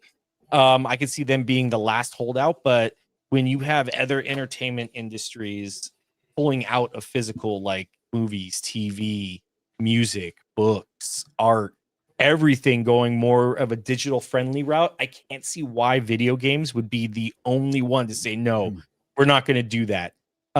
Especially when it's going to be saving a lot of these companies. You got to think they're going to think with their wallet, and the revenue and the cost. I think a lot of them are going to think of that, and they're not going to spend the hundreds of millions of dollars to develop these consoles, R&D, to prototype, to manufacture, to market. They can save all of that, especially if you have something like cloud, which in 10 to 15 years we'll see where it's at. If it's something that's on par, everyone thought Netflix wasn't going to take off digitally, and everybody has a Netflix, account. So we'll see how that works but I do think this will probably be the last generation Xbox will do a first party console. Maybe we might get one more, but I think they're definitely going to look more at having other manufacturers eat that cost. Maybe they might just do more, like I said, something like Magnus, where it's, here this is, and we'll give you that. So it's already partially developed for you to help subsidize their costs. You just bring the Xbox branding and Xbox stuff into it to help broaden their, consumer base and the people invested in it. So we'll see what happens, but I'm definitely happy first party is still here. Me too. Me too. Wow. And Lotus does it again. Ridiculous. Absolutely ridiculous. More WebDave memberships. 350 memberships that Lotus is giving away tonight. Thank God I'm not reading out all the names. Exactly. That's what I was going to say. If you had to read out all the names, holy shit, we'd be here forever. I like this. Oops, my finger slipped again. Lotus, I think you need to take your hands away from the keyboard. Put them on something else. But Lotus, thank you. That's all I can say at this point. Thank you, sir. So appreciative of that. Thank you. But wow, that's crazy. All right. Red, it's you, Wolf. Hopefully we'll get cut out again. I'm just kidding. Welcome back. I don't know what the fuck keeps happening. I'm just like, what? I don't know if it's, I don't know what it is. You know how technology is. There's never a rhyme or a reason. But yeah, I'm back. Farq said, start reading the names. Bring it back. No, Farq. No. Let's start off from the beginning. Let's all go grab some food.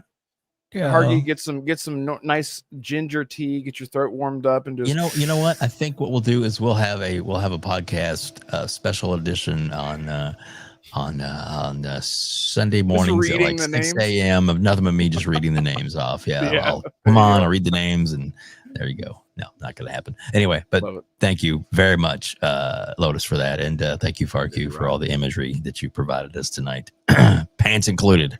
Anyway, so, all right. So Red Wolf, we want to know what your thoughts are on this. And what do you think about it? Are you ready for it? I'm so ready. The most exciting thing about this whole, bringing multiple storefronts to the next Xbox console, and I see this all the time where someone says it's just a PC, just get a PC at this point. The thing is the casual audience isn't aware of these changes that are happening internally, right? And a casual gamer isn't just going to go buy a PC and then just have a console-like experience if they are a gamer to begin with. Sorry, if they are a console gamer to begin with. They want to turn it on and it plays their games, right? They want to plug and play. They turn it on, they do the initial setup like you do with your PlayStation or Switch or Xbox or whatever, and they turn it on and everything just works. Now, I've said it before, me setting up my, oh my goodness, no, it's okay. Very exciting. Like me setting up my PC to be a more console-like experience was so much work to get it like right. Now, the people that are used to playing on PC, you guys are used to it, and that's totally fine. You turn on your PC, you're sitting, and that's another thing. I sit at my desk every single day for work. Whenever I want to relax, I don't want to continue to sit at my desk. I want to jump on my couch. I want to pick up my controller, and I don't want to have to press all these buttons just to get everything set up, right? And that's just me personally. So that's what's really exciting about the prospect of another of a console that gives you access to PC storefronts like Epic and Steam and whatnot. So if it does turn, because like if you, and for people in chat, like if you launch Steam in big picture mode, that's essentially what I expect it to be like. And I haven't messed with the ROG Ally at all, so I don't know if that's how it feels whenever you boot up Steam. If it's similar to that, but that's like the most exciting thing to me. And then that also feeds into the idea of exclusivity sucks. I hate exclusivity. Like, I know that it works for Nintendo, but Nintendo are they're like in their own universe over there, and it works because I feel like Nintendo has been around for so long. Like you were saying, Cork, with IPs that have been around somehow for 40 years, Mario is almost synonymous with gaming in general. Like whenever some people think about video games, like, oh, like Mario, right? Like Mario, you're playing Mario on your PlayStation. It's like, no, Grandma, that's not the same thing. But some people just don't understand that, right? Nintendo can get away with that. But Microsoft are taking steps to future-proof themselves to allow hardware to be accessible for a casual audience that want the PC experience. Because you say PC gaming to a casual gamer, they're like, no. I don't want to mess around with that. I don't want to tinker. I don't want to update. I don't want to do all these drivers and these storefronts. And I don't know I don't even know where to begin. I just want to buy it to play games. So that is the most exciting thing about the next Xbox hardware for me, is that I'm just picturing like an Xbox Series X looking console, and you boot it up and it looks like Xbox, the windows, everything that you guys see, like on your home screen. And then there's like a little Steam tab, there's a little Epic Games tab, Epic Game Store tab, and you just press it and then it just takes you there and you can play everything. That's so exciting to me. And I don't know why. I mean, I get why people are like, it's just a PC. What at this point in time with gaming, what is the difference between a PC and a console? Because for me, I would say that it is ease of it's ease of use. It's like help me, Hargeet, help me think. Hargeet, look, Hargeet disappears right when I need it. It's streamlined. It's ease of use and streamlined for the casual consumer. Basically, it's exactly right. It's just plug and play. Exactly right. Yeah. And he's like, I can't answer this. But that, to me, that's where we're at nowadays, because the hardware that we're getting is really powerful in its own right. But if you were to compare the hardware of like an Xbox Series X to a PC, what would it be? Would it be a 3080? You know what I mean? Like what would it be? And what is the No, difference? it'd be in the 20 series. It's probably like a 2070 something. Right. So at what point now? Because once Xbox launches and it's going to be a console from Xbox, are people going to say it's just a PC? It's like they made the fucking they made the console. Still a PC, yeah. It's always a PC. Yeah, it's always just a PC. It's such the stupidest excuse, and it's like, at what point is just everything just a PC? Your PlayStation's a PC. The PlayStation Portal is a PC because it has cloud streaming capabilities or whatever or sorry, remote play capabilities or whatever. Anyway, I'm excited. That's all I had to say about that. So yeah. No, and Hargeet, can you? Hargeet, are you there? I do want to just kind of rephrase a little bit. Go ahead. I don't think Xbox is going to go fully cloud. What I think they're going to do is I don't think they're going to make Xbox the same traditional way like they're doing now. I think Xbox will still be involved with hardware like they're doing right now with the ROG. So I saw some people call it out, and they are right. I don't think that they're going to pull out of hardware completely. They're just not going to develop a first-party console in the same way that's been traditional for the last 20 years. I think they're going to evolve a little bit and have other companies kind of work with other companies to kind of eat that cost a little bit for them. And then they'll probably offer some things like Magnus and the Xbox experience and things like that. So yeah, I'm not saying they're going to go 100% cloud. I'm not saying that at all. They're just not going to develop consoles in the traditional sense that we're used to, and what's being done right now. Yeah, agreed. I'll have to agree with that.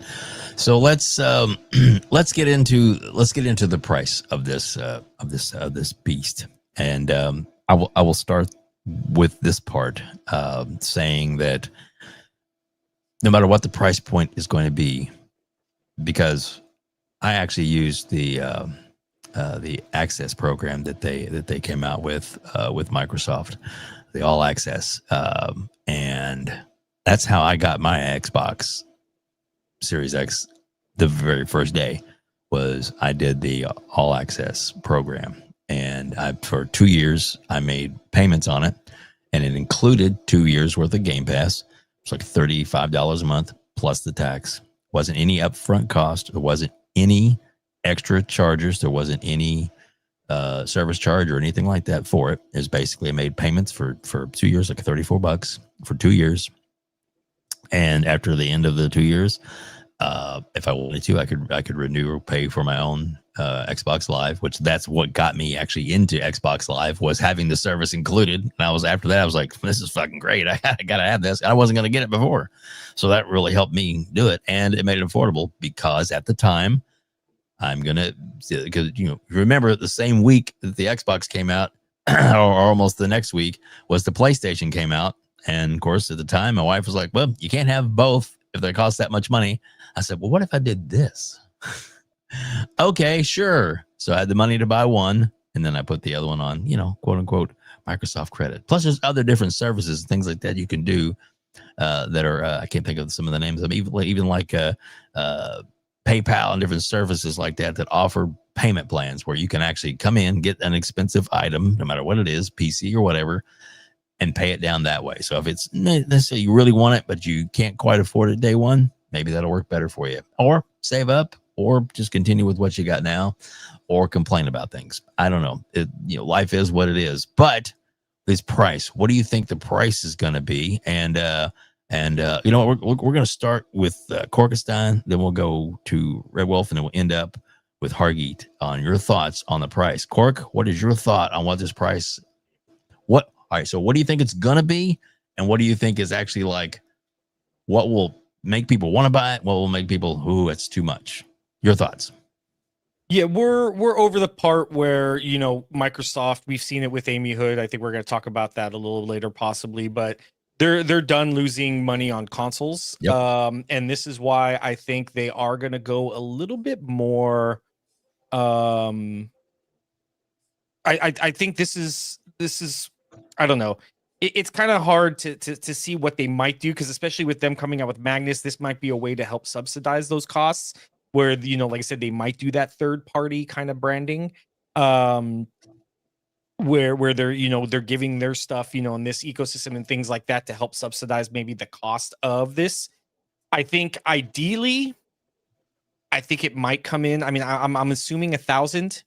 I want to say 800. I think we're done with the $500, $600 consoles, especially unless they can move a lot of their manufacturing out of China, which they're heavily invested in. Maybe Taiwan or Vietnam or things like that. They may go that route. If they can move a lot of their manufacturing out of that China area, they could help cut costs a little bit. It just depends on how Xbox is going to set up their manufacturing. As of now, I think this might be hopium, I guess you could say, $800. But if they can't get the necessary, steps in place, I can see it being at least 1,000. Wow. Yeah. I mean, it's, obviously we don't really know, but yeah, there's, we can be hopeful and wishful thinking on that for sure. I'm with you. That would be great if that's what it comes in at, considering what we're thinking it's going to be. So, Red Wolf, what are your thoughts? Price. I kind of echo everything. Whenever you pass it on to him, I was like, what do I think? My instincts definitely do say 8, because we're so used to getting different versions of hardware, at least 2 minimum. Especially whenever we get new hardware, like you get like the Samsung Galaxy S, and then you get the Samsung Galaxy S2 F9 or whatever the next month. And the only difference is that it has like a stylus, a little thing that you can write with, and a finger. I probably shouldn't do that on live, but I think the $800 for one version, and then maybe 1,200 1,000 to 1,200 for a bigger version, or at least if it was 800 to 1,000, the $1,200 version would be like a memory boost. You would have like an extra 2 terabytes or something like that, because storage space is so stupid expensive these days. It's insane. But if it was coming directly from Xbox, and there was only one version, I would 100% say that 800 to 850 would be a reasonable price. And for what it's offering, you've had DeMarco on here before, on my show. He always talks about, you can go and buy a PC for the same price that's way less powerful. Like at Best Buy, you could buy like an $800 PC or whatever. So if you think about like what I talked about before, the entry level gaming console gaming experience that you could get from a console that has PC capabilities for the price of $800 is so worth it. Because for me, that's like a $1,500 value. And Mr. Den just said, I think it'll be $1,500. I think at value point, maybe $1,200 to $1,500 value, just for the ease of access, the accessibility options, and whatever we're going to have with it. So, that's what I think. 800, 850 to, and then the bigger versions, 1,000 to 1,200. Yeah. There you go. All right. Hargeet, your thoughts and why? All right, so from a sort of like the components of what's going into it, there's 2 things here. How much is the PlayStation 6 and how much is this thing going to be, right? So let's take PlayStation 6 as the cheaper option, and let's say the Xbox will be PlayStation 6 plus an amount. And from my perspective, I don't see it being that much of a delta. So let's say they both have 2 terabytes of storage. Well, the cost for that's going to be the same. Let's say they both have 24 gigs of memory. Well, the cost of that is essentially going to be the same. There could be performance deltas where maybe the cost of the memory is slightly higher, but we're not talking like, $400 higher. We're probably talking like $20 higher, right? So pretty similar. The rest of it, the kit is going to be almost similar. You could say the cooling solution might be different and might cost more here and there, but again, the deltas here are going to be like it costs $30 on PlayStation 6 and $36 on, so it's not going to be a huge amount, right? The stupid statements of $600 versus $1,200 is absolutely asinine. That just doesn't make any sense, right? So if first off, I don't think PlayStation 6 is gonna be $600 because if it was $600, your $750 PlayStation 5 Pro needs to come down dramatically. It's just not even a market option to say your PlayStation 5 Pro is $750 and your PlayStation 6 is $600. That's just not going to happen, right? So they have to fix that. There's just no way around it. They have to fix that, right? So the minimum it's going to be is $750. Now, is it going to be $750? Is it going to be $800? I don't know. In this world that we're in now, there's no incentive for PlayStation to say we're going to take a hit. I don't know why they would do that. What is driving them to do that? Is the Switch 2 going to put market pressure on them to do that? I don't see it.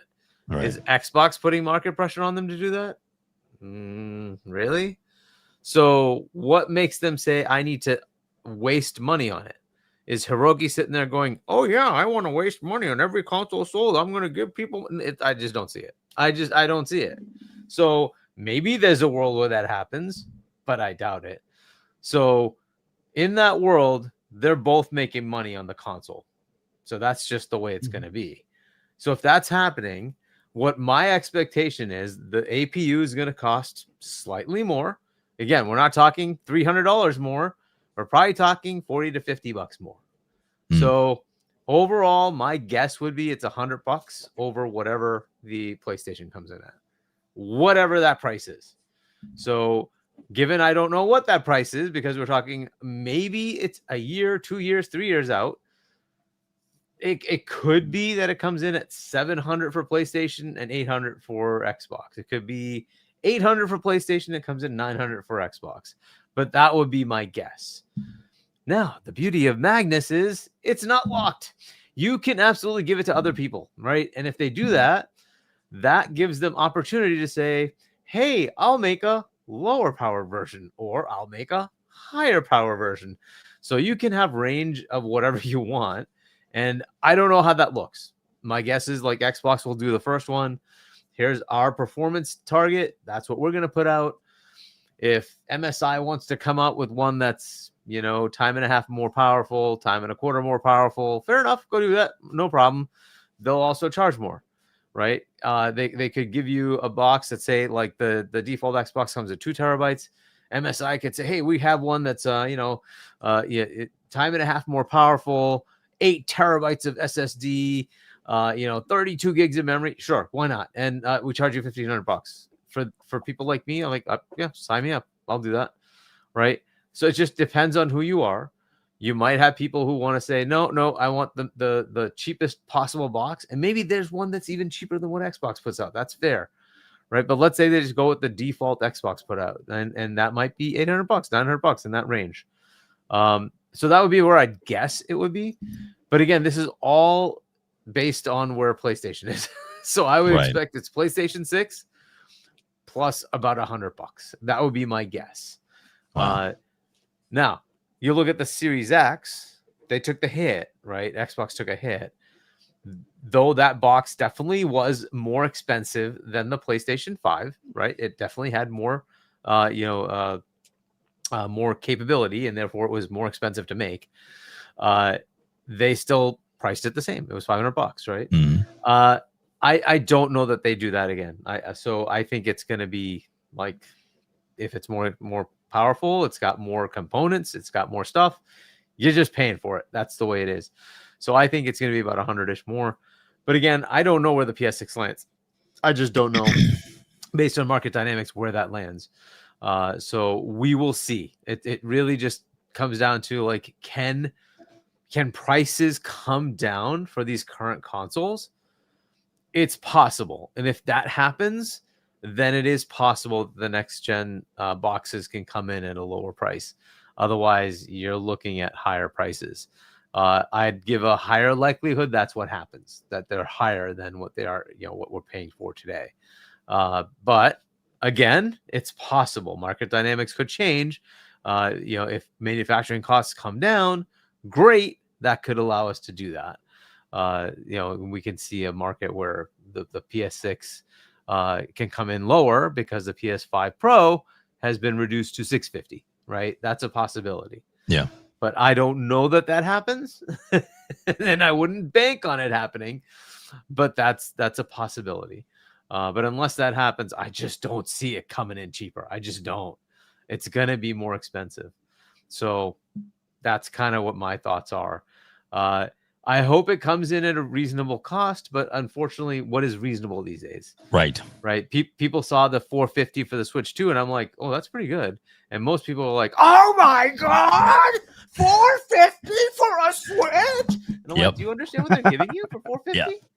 Do you understand what you're getting? Yeah. And now tell me when you've got the equivalent $1,000 Xbox that $450 doesn't look pretty good.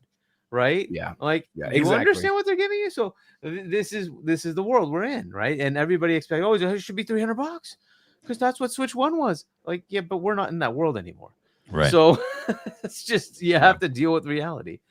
So it is what it is. I know people are not like they're not gonna like that number, but we are where we are. Inflation kicked in at about 30% increase of everything. Yep. You're paying. You're paying. I'm sorry. That's the way it is. Inflation sucks. It does, right? It does. But this is where we are. So I wish I could give you a better answer, but that I think is realistic, and I think you guys are spot on. Like $800 in that range, $900. Yeah, expect to pay that much. Could it be $1,000? Yeah, it could be $1,000. If PlayStation 6 comes in at $800. Don't be surprised if it is $1,000 on the next box. Yeah, right. Yeah. And if you're willing to spend $800, $800 is gone. What's $200? People are gonna buy the $1,000 version if it's available. Like, and they always do. They always do. They always the PS5 Pro, right? Or PS, whatever. Yeah, there you go. The Xbox Rock Ally X. Everyone's like, well, there's a little price difference there. Let me get the better version. I'm already willing to spend $700, $800. Here's take my money. And Microsoft knows that. They know that. Especially when you have things like All Access and was it Klarma and Zip, things like that. Yes. Getting invested into something is a lot more easier and affordable now than it's ever been. Like I think somebody mentioned, we were talking about it. That All Access coming back. I think they will. That was a tremendous success for them on getting people into the ecosystem at an affordable price. I can't see why, even if it does come in at $1,000, why they wouldn't do something similar, especially when they bundled it with Game Pass. You got 2 years of Game Pass or something like that at its current $30 a month price. They can kind of take a hit on Game Pass. But you can't take a hit on hardware. It just doesn't work that way. Yep. Right. Agreed. It's what they say, it is what it is. So yeah. Got the little handheld there. Look at that. Like it. Looks so smooth. Yeah. I hope I win. It is pretty nice. I hope you do I too. hope I win on Tuesday. I hope you did. I do hope you do. But let's we're gonna switch up here real quick. We're gonna kind of start wrapping things up. I know there's a lot of different directions we could go with the show, but some people have played a little game that and some people haven't, some people have, but we'll add this to the queue. So whoops. Let me get a better shot than that one. There we go. Wow, like the rating is almost equivalent to the Open Critic. It's like I think it's 83 Open Critic. Yeah. So it's pretty good. Pretty good. Yeah. Wonder who's gonna win that on We Bleed Green on Monday. Wonder who's gonna win that particular contest there. Shaun might be in running on that one. I'm not sure. We'll see. Jart's ahead, by the way, in case you're wondering. Jart's way ahead this year. So but then Joey's won 2 years in a row, so who knows? But yeah, so and some of you have played this early access, and this is the numbers there are also early access, so it's not actually out yet for people who have subscribed to Game Pass, unless you've paid the little extra and got the early access. I did not on this Steam, one. by the way, these are Steam numbers, I'm assuming. Yes, yep, Steam, yep. Yeah, so it's the same thing. It's early access. You have to pay for the on that. I think is it $100? I think it's $100 version. You have to pay for to get that. Yeah. So who here has played this? Hargeet? Is anybody else? Just Hargeet? No, I'm playing Outer Worlds 1 right now There you go. on survival mode, which I'm a psychopath for that. It's so good. I don't want to go on tangent, but yeah, I'm playing 1 right now. Nice. And I'm looking forward to playing it myself. So Hargeet, we'll default to you real quick. I know you just started with this, but early impressions of what you've played so far, and you think it's going to be worth it. Yeah, I mean it's clean good so far. It's definitely Outer Worlds. It definitely has the same feel. They've added a lot of refinements, a lot of RPG things that are even more amplified in this. So I'm liking it so far. It's got a lot of capabilities. So there's all these different like perks and abilities and all this stuff that you can play with, and it really does change how the game flows for you. So it's very cool. And there are like immediately things that are like, oh, you don't have that, technical ability or whatever, so you can't do that. You have to do something different, right? It like immediately starts kicking in. But yeah, it's pretty good so far. Has the standard, like the storytelling elements and dialogue things that Obsidian does pretty well. But again, I'm really at the beginning. I've just basically. I got to the title screen finally. You have like a little tutorial area. I got to the title screen and started the next part where you land on some planet and start doing stuff. So that is kind of where I am right at the beginning. But yeah, it's so far so good. I'm liking it. It is absolutely another Obsidian game. I tend to like them though. Obsidian games are pretty good for me. So enjoying it so far. It's an excellent year for Obsidian fans, right? We got Grounded 2, we got Avowed, and we got this. Fantastic year. I loved Avowed. I know some people didn't like it, but I thought it was great. And then this is looking like it's another hit, so I'm liking it so far. But yeah, unfortunately, I haven't gotten too far into it. But what was that? So sorry. I thought you were done. I was just gonna say, Obsidian. One of the things I love most about Obsidian is that they don't feel like mile wide, inch thin. They're very dense in their content and their delivery. Yeah, all of their games feel like they're just packed full of content in like a very tight space. And Obsidian, like again, I'm playing and I'm paused, and I'm playing Outer Worlds 1 right now, and it feels like all the exploration, all like the it's very dialogue and RPG heavy, and everything that I've heard about Outer Worlds 2. They, like you said, they just capitalized on that, and it doesn't feel like you're running around this vast open world. And as much as I love Starfield to death, but if you didn't get your fix on the RPG and the exploration stuff in Starfield, it seems like Outer Worlds might be like where you really want to go to, 1 and 2. I haven't played 2 yet, but it sounds like from what you've just said, it resonates with everything that I've heard. So yeah. Good on Obsidian. They're killing it right now, man.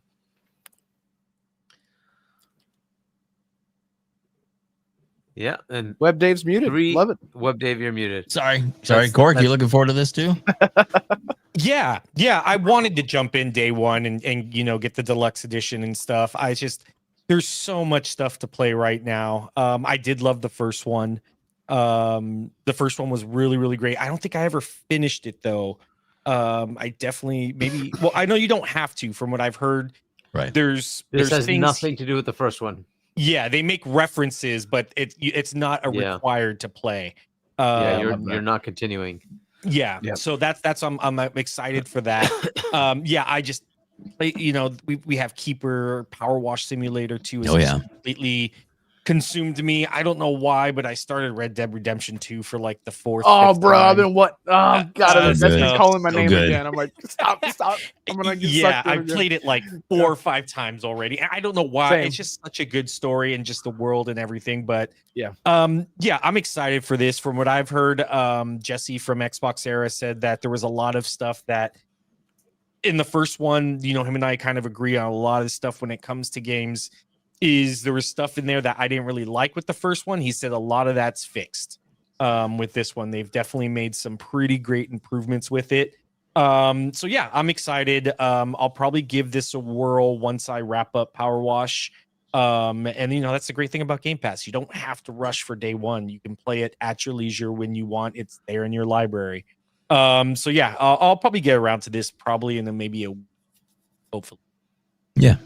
Sounds good. Sounds good. Like I said, I'm excited for it. It looks great. I'm digging it for sure. And I'm really looking forward to getting even more into it when Play it day one with Game Pass. Oh yeah. Who is that guy? Does he have a name?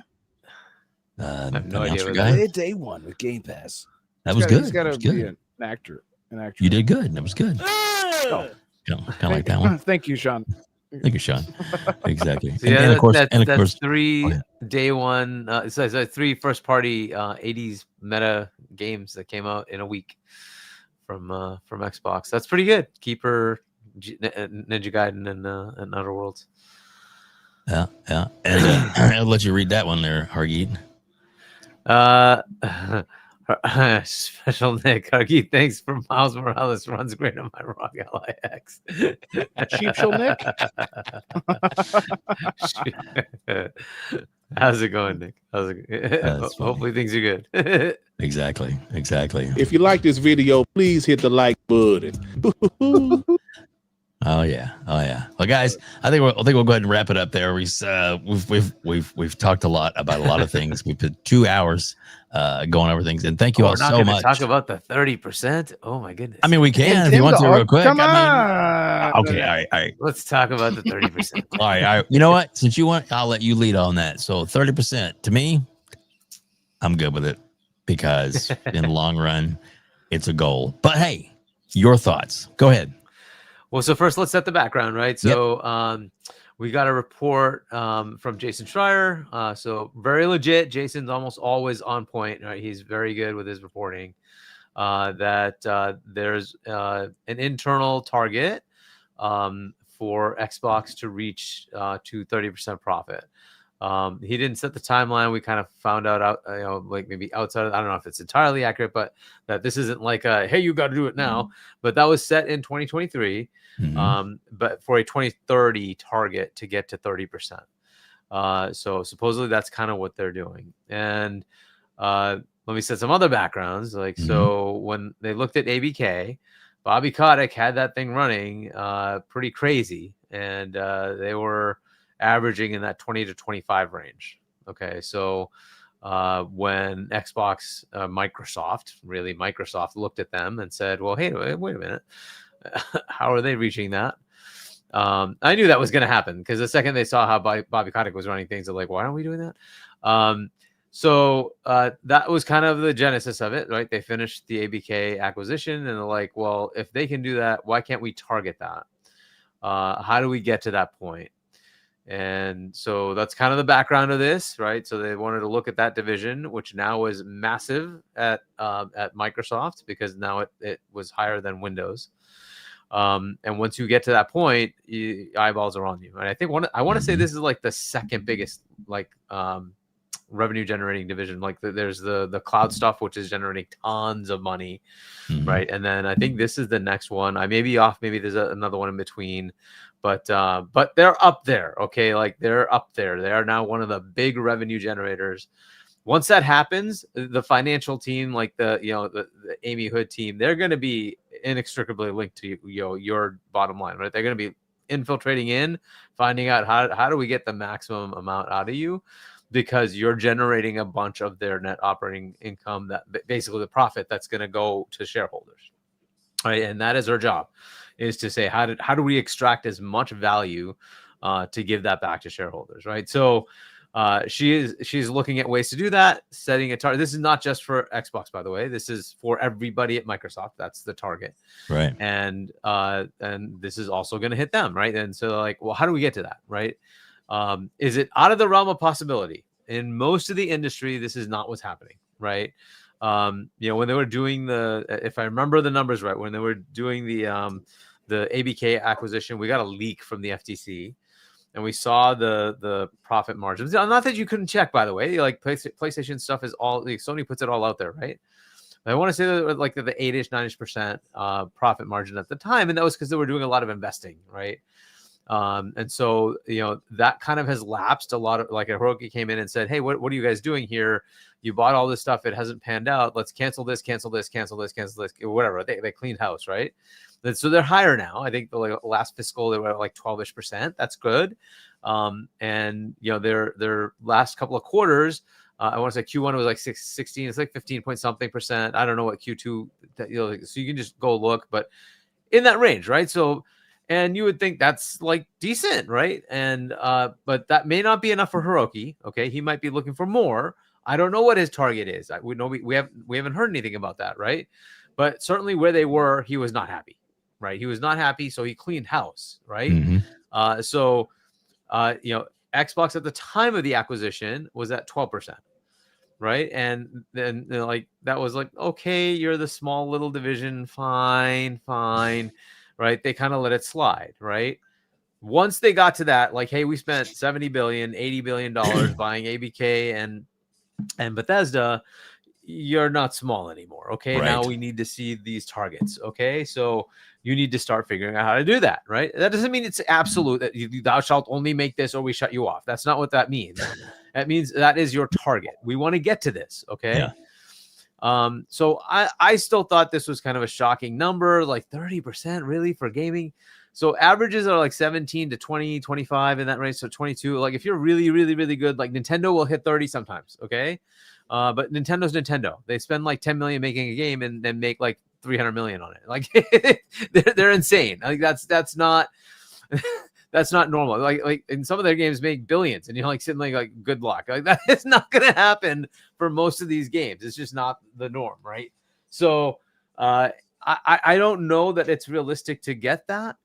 However, given they do have ABK, and remember, the K part of it exists, and Candy Crush just sits there printing money, printing money, right? They have that, okay? And you look at the other big live service black hole things, Call of Duty being one of them, and you sit there and say, okay, is it possible? It's viable, but my main fear is that they will use that dreaded thing called AI and say, okay, well, we don't need this much of the workforce. Let's just use AI and cut back and make money. And the reason they would want to do that, not just to make the money, is to prove out to the rest of the gaming world it can be done. And if it can be done because of AI, they can sell it. That is the Microsoft way, right? Is to say we can take something, make it work for us. And if it can work for us, we can package it up and sell it to other people. So I'm a little concerned about that piece of it. Okay. Now we've been in this world where since then they have this target and you can then see sort of the outcomes of that. We're going to put games on other platforms. Well, that is a way to make money. It just is, right? Rather than saying, hey, I'm going to lock it to this where I only have this many customers. It's like, well, why don't I add the other customers? Where's the downside to me? And that has been a sort of an enthusiasm eroding problem, right? Because there are customers of the Xbox ecosystem saying, why are you putting the games over there? Fair enough, right? That is going to cause some problem. The question is how much of a downside versus how much of an upside? Well, it's been working. The reality is it's been working. So since it's working, they're like, we're just going to keep doing it, right? So they said 4 games, and then we're going to learn, right?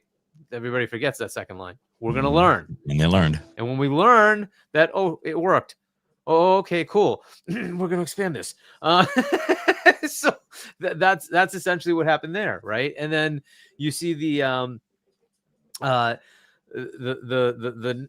next steps of trying to take the platform beyond where it is and seeing how they can go larger with cloud. And how do they say like Xbox isn't the only place to play because we want more customers that don't think we're just Xbox, right? All that stuff that's been happening that, again, for the console customer may not be what they want to hear, but it's kind of what they have to do to say, no, we have to go beyond just a console. It's got to be like, we're on cloud, we're on Switch, we're on PlayStation, we're on TVs, we're on PC, like wherever you want to play, right? We're going to try to meet you there. And that's kind of the expansion that's been happening. The other downside that we've also had, of course, is games that weren't going anywhere. They just kind of said, well, that studio's gone.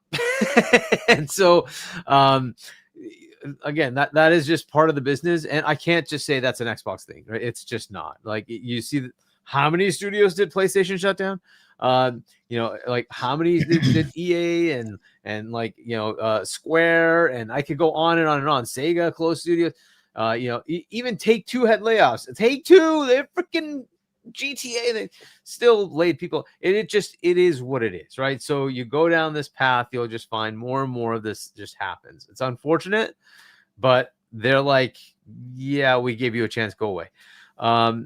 Unfortunately, the Bethesda team also got hit pretty big, right? But it's still got what it's going. It's fair to ask, hey, does this impact the rest of the teams? I certainly don't want to see like compulsion. Hey, you've released your game. Bye. Like that's not what we want to see, right? Right. In Exile, Clockwork comes out and then they say, yeah, we're done. That's the kind of thing we want to make sure doesn't happen. But we don't have any say in this, right? And so the hope is that Phil and team, they're putting together a plan to say we can make that money by doing these other things, because we have these black hole games. We still have Minecraft. So we have all these things, and we're going to expand the ability to take Halo and make it have a bigger reach, give it a live service game that more people play in, and therefore there's more revenue coming in. And that helps drive the ability to make those profit targets, right? And that means that we can still get quirky games like Keeper, right? Oh, yeah. So this is what we want to keep seeing. And again, it's a balancing act they need to get on, right? But at first it seems like a doom and gloom, but realistically, when you think about it, just like the 50% increase in Game Pass Ultimate, right? You're like, damn, that sucks. That number is horrible. And you're like, okay, but let's take a deep breath and think about it. right? So, and that's the same thing I'm trying to do here is say, okay, it's a target for 5 years from now. Can they reach it? Let's say, out of some wild situation, they decide to go buy Valve. Can they reach 30%? Yup. Almost like that. Almost like that. Why? They get Steam. They get, they get the store on PC that everybody uses.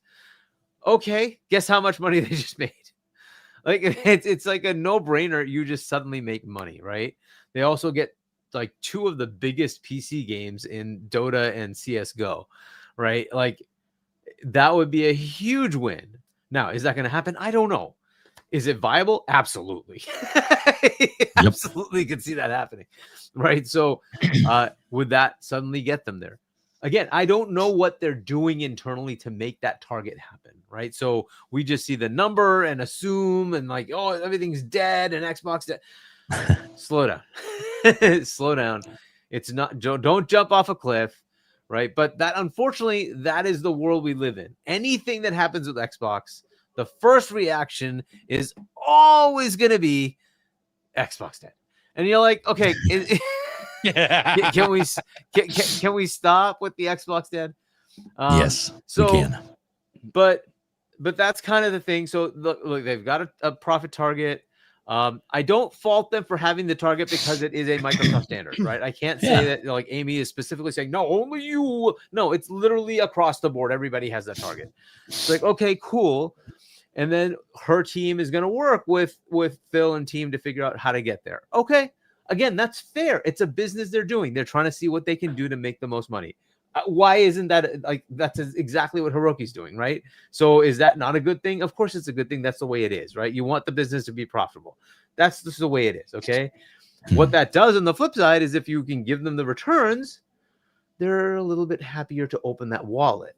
Okay. And they can write some checkbooks, checks, right? To say, oh, you want to buy something else? Okay, cool. I've seen the returns. That's good. All right, cool. You can go buy the next thing, right? If that doesn't happen, then you're a problem and they have to go fix you, right? And so that's not the way you want to be. So ultimately, we want to see them try to make this happen, get closer. I don't know that they make 30%. Maybe they do, maybe they don't, right? But, a target is a target. It's not a hard ultimatum, right? So, by the way, I don't know if you saw the response. They did send a response. It was very generic. Yeah. I don't know if you have that up. I can don't kind of have send it. it to you. Yes, great. I'll try to send it while somebody else is talking. We can bring it up and put it on the screen. But Microsoft did send a response to this, and we'll show it to you. But look, I think, this is internal stuff that really wasn't supposed to come up, but it's also not something that's very atypical for Microsoft. It is what they look for. So getting to this level would be great. I think it can be done here and there, especially in years where they have big releases and are able to make that happen. It may not be all the time, but if they can stay in that 20+ range, I think they're in pretty good shape. But again, this isn't me running it. These are just my thoughts about what they're saying. Having a target in 2030, 5 years from now, to try to hit 30%, that doesn't seem like it's terrible, because they have a chance to get there, right? So again, I don't want to jump off a cliff. What I'm more concerned about is AI, and our studio is going to be allowed to do the things they want to. Because I've loved the fact that they've allowed games like Pentiment, like they've allowed games like Grounded, which, I know a lot of people didn't like Pentiment. Dude, if you play that game, it's so crazy good. It's such a crazy story. It's so good. And Grounded, is a massive success. It just is. Like, how many 20 million people or something like that play Grounded 1? People are loving Grounded 2. It's like a third of the game. It hasn't even fully come out yet. So I think those kind of games, Keeper, the next Double Fine thing that comes out, South of Midnight, I want those kind of games. I like variety. So I want more of that. I want these teams to be able to creatively do crazy things while also maintaining that profit level. And they have those games. As long as they see that you still have King just printing money. You still have Call of Duty coming out, printing money. It's okay that you can make the profits, but you can also do experimental things that allow you to do cool things, right? Unfortunately for the initiative, they're the pathway to make that game was just too ridiculous. It was too long and it didn't produce. And you're like, dude, it's not even our internal studio. We have to pay somebody else on top of, with Crystal Dynamics. It wasn't working. Rare was given as much chance as possible to make Everwild be what it was supposed to be, and they couldn't figure it out. That's just a reality, right? And it's like, well, sorry. So I think these are just kind of things we'll see, right? I don't want to see things like Arcane being shut down or something like that. We just want to make sure those kind of studios are still allowed to make the creative things they do, right? Let's go. I totally understood Arcane Austin. You did something with Redfall and you kind of put the egg right on Phil's face. Oh, I'm sorry, that it's just what is what it is. So but the rest, okay, what are you gonna do, right? So let's hold the death knells, and I don't think it's the end of the world, but we need to see how this plays out, right? There's certainly things they've done to give us pause to say, will you do this or will you do that I don't really like? But again, I don't want to sit here and say this is the end of Xbox, right? So because it's not. Let's let it play out. It play out. So yeah. And the company's got to do things to continue to grow and to be strong. That's just, all companies have to do that. That's just the nature of the beast. It is one of the largest companies in the world, $4 trillion worth. Fuck, that's a lot. and to maintain that, it's going to take a lot to maintain it. But they have a lot of things that they've done. ABK deal is a big part of it. Things change. They decided, you know what? Let's go in a different direction. Let's see if we can get a hold of this beast and run with it. And I think it's pretty great. Red Wolf, what are your thoughts on this? Thank you, Hargeet, for educating me on how margins work and what 30% of business finance money Xbox. Thank you. He stepped away, but go ahead. Great. That's it. That's all I have to say. This is the one topic that I would rather someone explain to me how these things work, because I guess the inner workings of financial, blah blah blah. I really have no idea how this kind of stuff works. I'm just here for the lulz. But he explained it really well, so I feel more educated. Yeah, there you go. I understand. It is trillion with a T. That's right. That's right. Well, then we will jump on to Corkenstein. Cork, your thoughts on this topic? Yeah, I mean, Hargeet summed it up pretty nice. I mean, this is just a target. It's not saying Xbox is gonna go away if they don't hit this 30%. They're not saying that they're gonna shut down 50 studios or whatever. They're not saying that. They're just saying, hey, right now we're looking to hit these numbers. Do what you have, kind of do what you need to do to kind of get on par and on track to hit those numbers. Nobody reported that it was 5 years from now. Everybody, they want 30% right now, and this is why they canceled every game in every studio. And no, they're not going to make such a drastic change when they have a 5-year market or a 5-year timeline to get this done.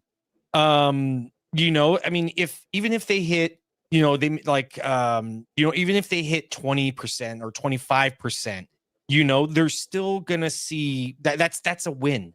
That they're still going to see that and be like, okay, we're on the right path. We've encouraged growth, and that's what they care about. We've encouraged the growth. I mean, the opposite could be, look at PlayStation. We learned 2 years now when the financial leak, they're getting single digit margins on some of their largest titles. Mm-hmm. That's horrible. That's awful. This is where I instantly saw the transition to multi-platform for these companies. Because when you're getting Spider-Man coming in at single digit numbers, that's $1 billion IP, and you're hitting single digit margins on that. Yeah, that's bad. That's really bad. So I can see, it was obvious once we started seeing those numbers where the industry was going to head to. And now we're here, and people are shocked and awed, and it just doesn't make any sense. And I get, like I said, I'm with Hargeet. I went on Boom's show the instant that the news dropped, and I got a lot of crap for it. When I was like, listen, I can see why they're doing what they're doing. And I tried to come at it from like an understanding point, but no, all everybody wanted to hear was Xbox is dead and big bad corporation. And yeah, Xbox, Microsoft does do a lot of stuff that they deserve smoke on, but it's about coming in with a sense of understanding and seeing why what's happening, what's actually doing, and that this is a nothing burger, and that's all it is. But because negative Xbox news is hot, everybody wanted to jump in on it. PlayStation shirts and 30% and all this other crap, and it's like, dude, we just got 3 first-party titles within a week. We got even more third-party titles that came out that, pretty much 5 games within a week of solid titles. And y'all want to talk about some bullshit. So it's just silly. This is really nothing that isn't on par. Yeah, we get to see a little bit, I guess, inside baseball or, how the sausage is made kind of deal, where we get to see the inside look of a company. But we're consumers. Who gives a shit? Go play games. Get off Twitter and stop trying to be an armchair CEO. Yeah, go play Outer Worlds 2. Go wash something in Power Wash Simulator. Enjoy what it is. And like I said, I get it. These, and I'm not saying don't take this the wrong way. This is a dig on Jez and his article that you were showing. No, I mean that's his job to report on that and things like that. But I think people got way too much in their feels over something that was so trivial and, in my eyes, reported on in all the wrong ways. So, it is what it is. We'll see what happens. I think Xbox is definitely, we've seen it, their growth already, that they're on track to do more and bigger and better things. Their MAUs are up, their revenues are up, all of that. And people could be like, oh, it's it's because of ABK, and it's like, okay, so are we gonna take away Tampa Bay's Super Bowl win because they brought on Tom Brady? Nope. No, it's a smart move to get yourself to where you need to be. How about Lakers? Are we gonna say, well, they had Kobe, so that win doesn't matter? No. Well, if you throw a few games. Oh, I'm sorry. Too soon? How dare you? Yeah. I have no idea. What? But he got injured, right? I hurt my big toe.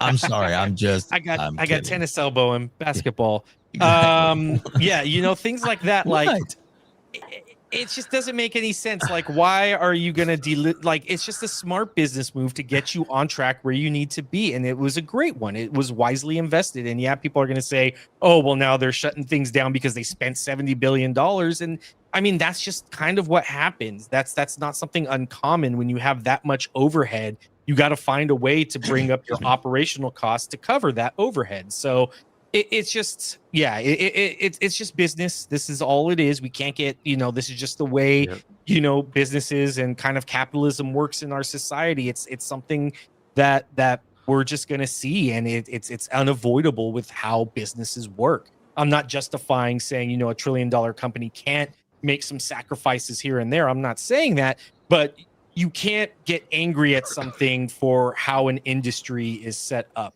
That's just the way it is. And it sucks sometimes. Sometimes it's great. When you get things like Game Pass, which benefits the consumer. But in the sense, this is a nothing burger overall. Try and just, go play games. Yep. So WebDave, I put the article in, it's Jez's article. And if you scroll down a bit, there's an update from Microsoft. If you want to put that up, we can show it. But they did respond. It wasn't so scroll down a bit and you'll see the update from Microsoft. Yeah, there it is. The little gray box there. So they did respond. Yeah, I can read it out if you want. So Microsoft provided the following statement, which was offered in parts on the original report from Bloomberg. We take a long-term view in how we run our business and set goals. We aim high, but stay flexible, knowing that success doesn't look the same across every project or priority. We look at the business as a whole, balancing creativity, innovation, and sustainability across a diverse portfolio of offerings.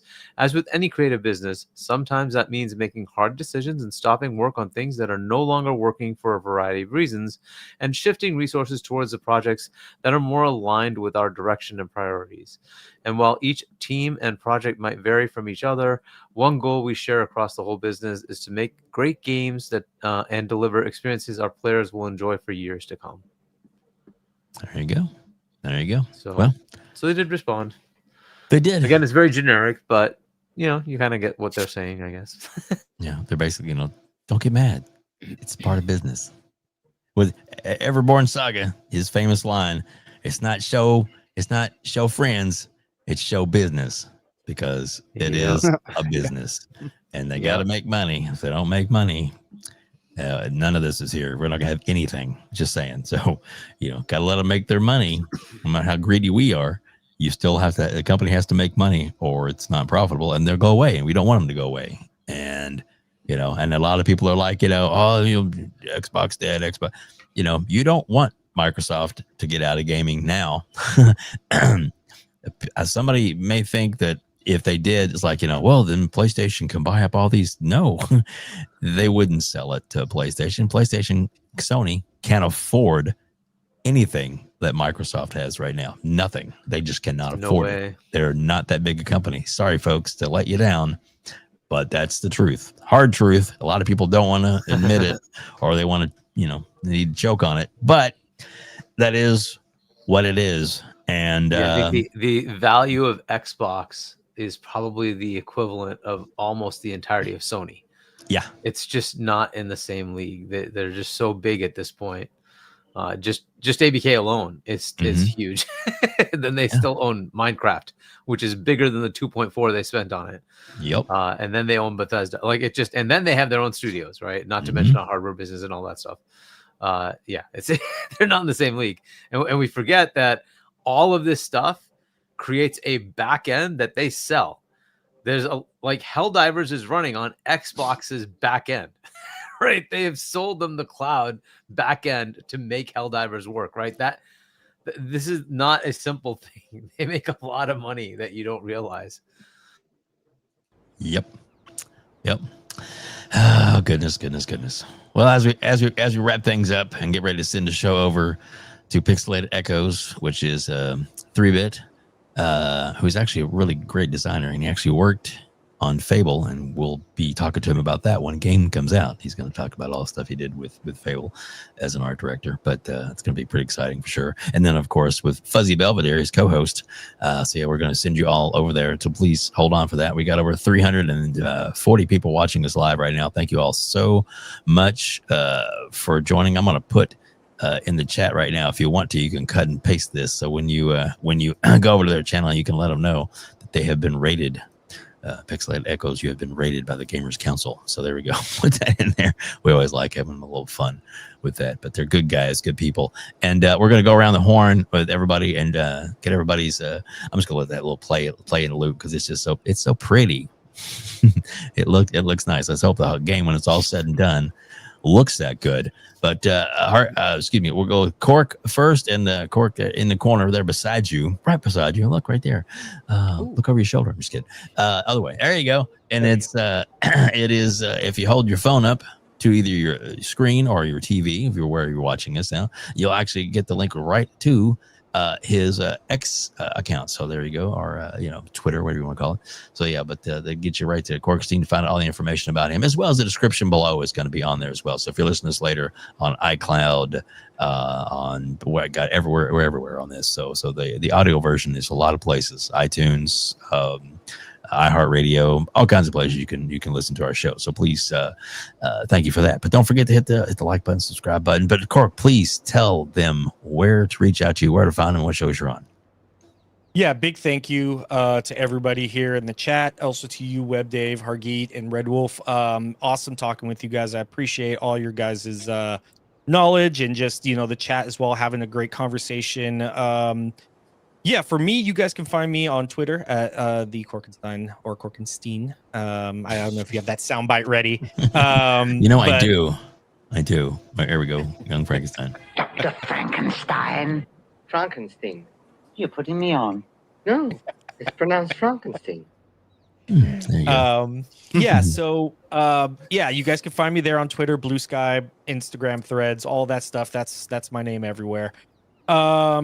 For Game Pass Gumbo, we're still on hiatus. My co-host, one of the co-hosts, got like his Discord hacked, and it was just a rough time. So he's like, you know what? I'm done with the internet for a bit. So he's taking a much needed and well-rested kind of, sabbatical on the internet and all the workings and stuff. So when he comes back, we'll see about getting the show reintegrated and stuff like that. Nice.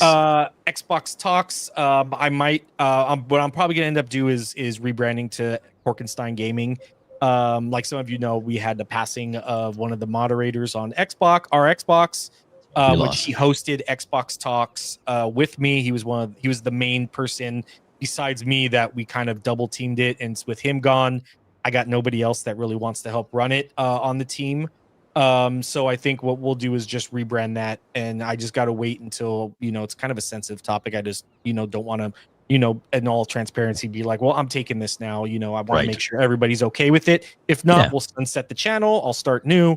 But I want to make sure that it's okay that we preserve that legacy at least and continue it on in some form or fashion. And sorry for your loss too, by the way. Thank you. Yeah, thank you. Yeah, it happened about a month or two ago. We're trying to get like a memorial show going on. But yeah, nice. You guys can follow me. Also, I run the Xbox subreddit. That's where Xbox Talks came from. Oh, yeah. We did just do a really cool giveaway with Kepler Interactive where we gave away Pacific Drive 5 keys. You got all the DLC, Whisper in the Woods. Go subscribe to our Xbox, and then you'll see all the giveaways we do. We've done a custom 1 out of 8 Claire Obscure console. We were one of the few that we got to work with Kepler on giving that to the community. We gave away 40 Design Lab controllers. We have constant giveaways of codes that we're working with developers. So you guys like giveaways. What's that? It's big stuff. People ought to definitely tune in for that. If you guys like a lot of that stuff, please go to our Xbox, give me a follow on Twitter to find out where all that information and when it happens. Yeah, and that is easy right there in the corner. Just scan that on your phone and follow him for sure. You definitely want to follow Cork for that. And you work closely with Stein a lot, which is really good.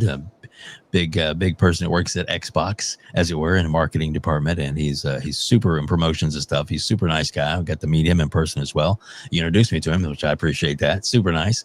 And but yeah, it's an amazing thing. The work you do is really good. Plus all the stuff you do with Boom and stuff too. It's great seeing you when you're on there as well too. So yes, again, thank you for joining us tonight, man. We love having you on, and hopefully you'll be on again soon. Red Wolf. Oh my goodness. We'll put that out there. Red Wolf Renegade right there. Now that is what the what the QR code is for. So if you want to hold up your phone, like, subscribe, make sure you hit the bell icon for that one as well. Red Wolf, please tell everybody where they can reach out to you, where they can find you when all your shows are on, please, sir. Yes, thank you so much for having me on again. I really appreciate it. And again, sorry I couldn't speak on the smart people talk of financials of Xbox. I just have no idea. But other than that, yeah, thank you so much for having me on. You can find me on YouTube and Twitter, Red Wolf Renegade, the only Red Wolf Renegade on YouTube and Twitter. Have a weekly podcast on Tuesdays, 6 p.m. Eastern Standard Time, where we talk about everything gaming. Xbox, PlayStation, Nintendo, PC, whatever. It doesn't matter. And we just hang out. We have fun. It's a different kind of show than you might be used to in the community. It's just fun. We just hang out there. So check me out, Red Wolf Renegade on YouTube and Twitter. And hopefully I'll see you in chat on Tuesday, 6 p.m. Eastern Standard Time. Yeah. There you go. For sure. I'll be there. You know I'll be there. And again, thank you so much for joining us. We love having you on, man. Great product you put out, and you have a really good panel. It's a good, diverse. You guys get different angles, different opinions, and I like it. I like it. It's good stuff. I do appreciate you right back. Hargeet Chani, my favorite Jedi. The man about man. I love this guy. He is super nice, super generous, and what a great member of the community. Hargeet Chani, I've got your QR code up right now for your channel, which you put a lot of great content on there as well. So please, people, follow, subscribe to Hargeet Chani. He definitely is worth a follow. I think you know that by now. All the products and all the different shows and stuff he's on. Please tell everybody where they can reach out to you, where they can find you on Discord, and of course what all shows you're on, which is a lot. I love it. Yes. So my channel, Hargeet Chani 1 on YouTube. My book, if you want to pick it up, shop.chani.us. I'll be on with Fawns on Tuesday at 7 p.m. US Eastern. We're giving away an Xbox ROG Ally. Check that out. We have a special guest. I'll just say it's somebody who's been on this podcast, but we have a special guest showing up on Tuesday. So check that out. And then on Wednesday, I'll be on with Boom, 7 p.m. US Eastern Time. And then on Friday with C-Money and Doodle, 8-ish p.m. US Eastern Time on Point for Gamers. And then we'll be here again next week, hashing out how Xbox is dead again. Just wait for the bullshit, right? It's always something. And then for those in the U.S., happy Halloween. Have fun on Friday. That's right. Be safe. It's going to be good. It's going to be big. It's going to be a lot of fun. Cork and Red Wolf, thanks for joining us. Yes. Fun discussions. Yes, as always, I'm going to pull back to the main shot there. And in the corner now, I'm going to throw up, that is our merch store. If you want to, you can scan that. Got all kinds of cool shirts and stuff, including this. Let's see if I switch to this camera real quick. I like this one. We actually have a variant of this one too, which is the shirt with that. Yeah, it has the logo on it. And then of course, if you look down here, different Jedis on there. Of course, there's Keysante, and there's look, Hargeet Chani, my favorite Jedi. Yeah, exactly. And I can't show you now. Pan the camera down even farther. Hey, I'm not wearing any pants. I'm just kidding. Yeah, with the banana hammock. But anyway, thanks a lot for that, Farq. Oh dear goodness, my. Wonderful. But like on the back of this one does have the big logo like this, but it's big, or like this one big logo, and it also has WEBDAVE. I'm actually making one for Hargeet and for Keysante. They just don't know about it yet. Oh, they do now, but I am making them a special edition of this shirt as well, and just sent to them. So because they're awesome members, and I think I'll probably make one for Cork too, because Cork he's gonna be in LA.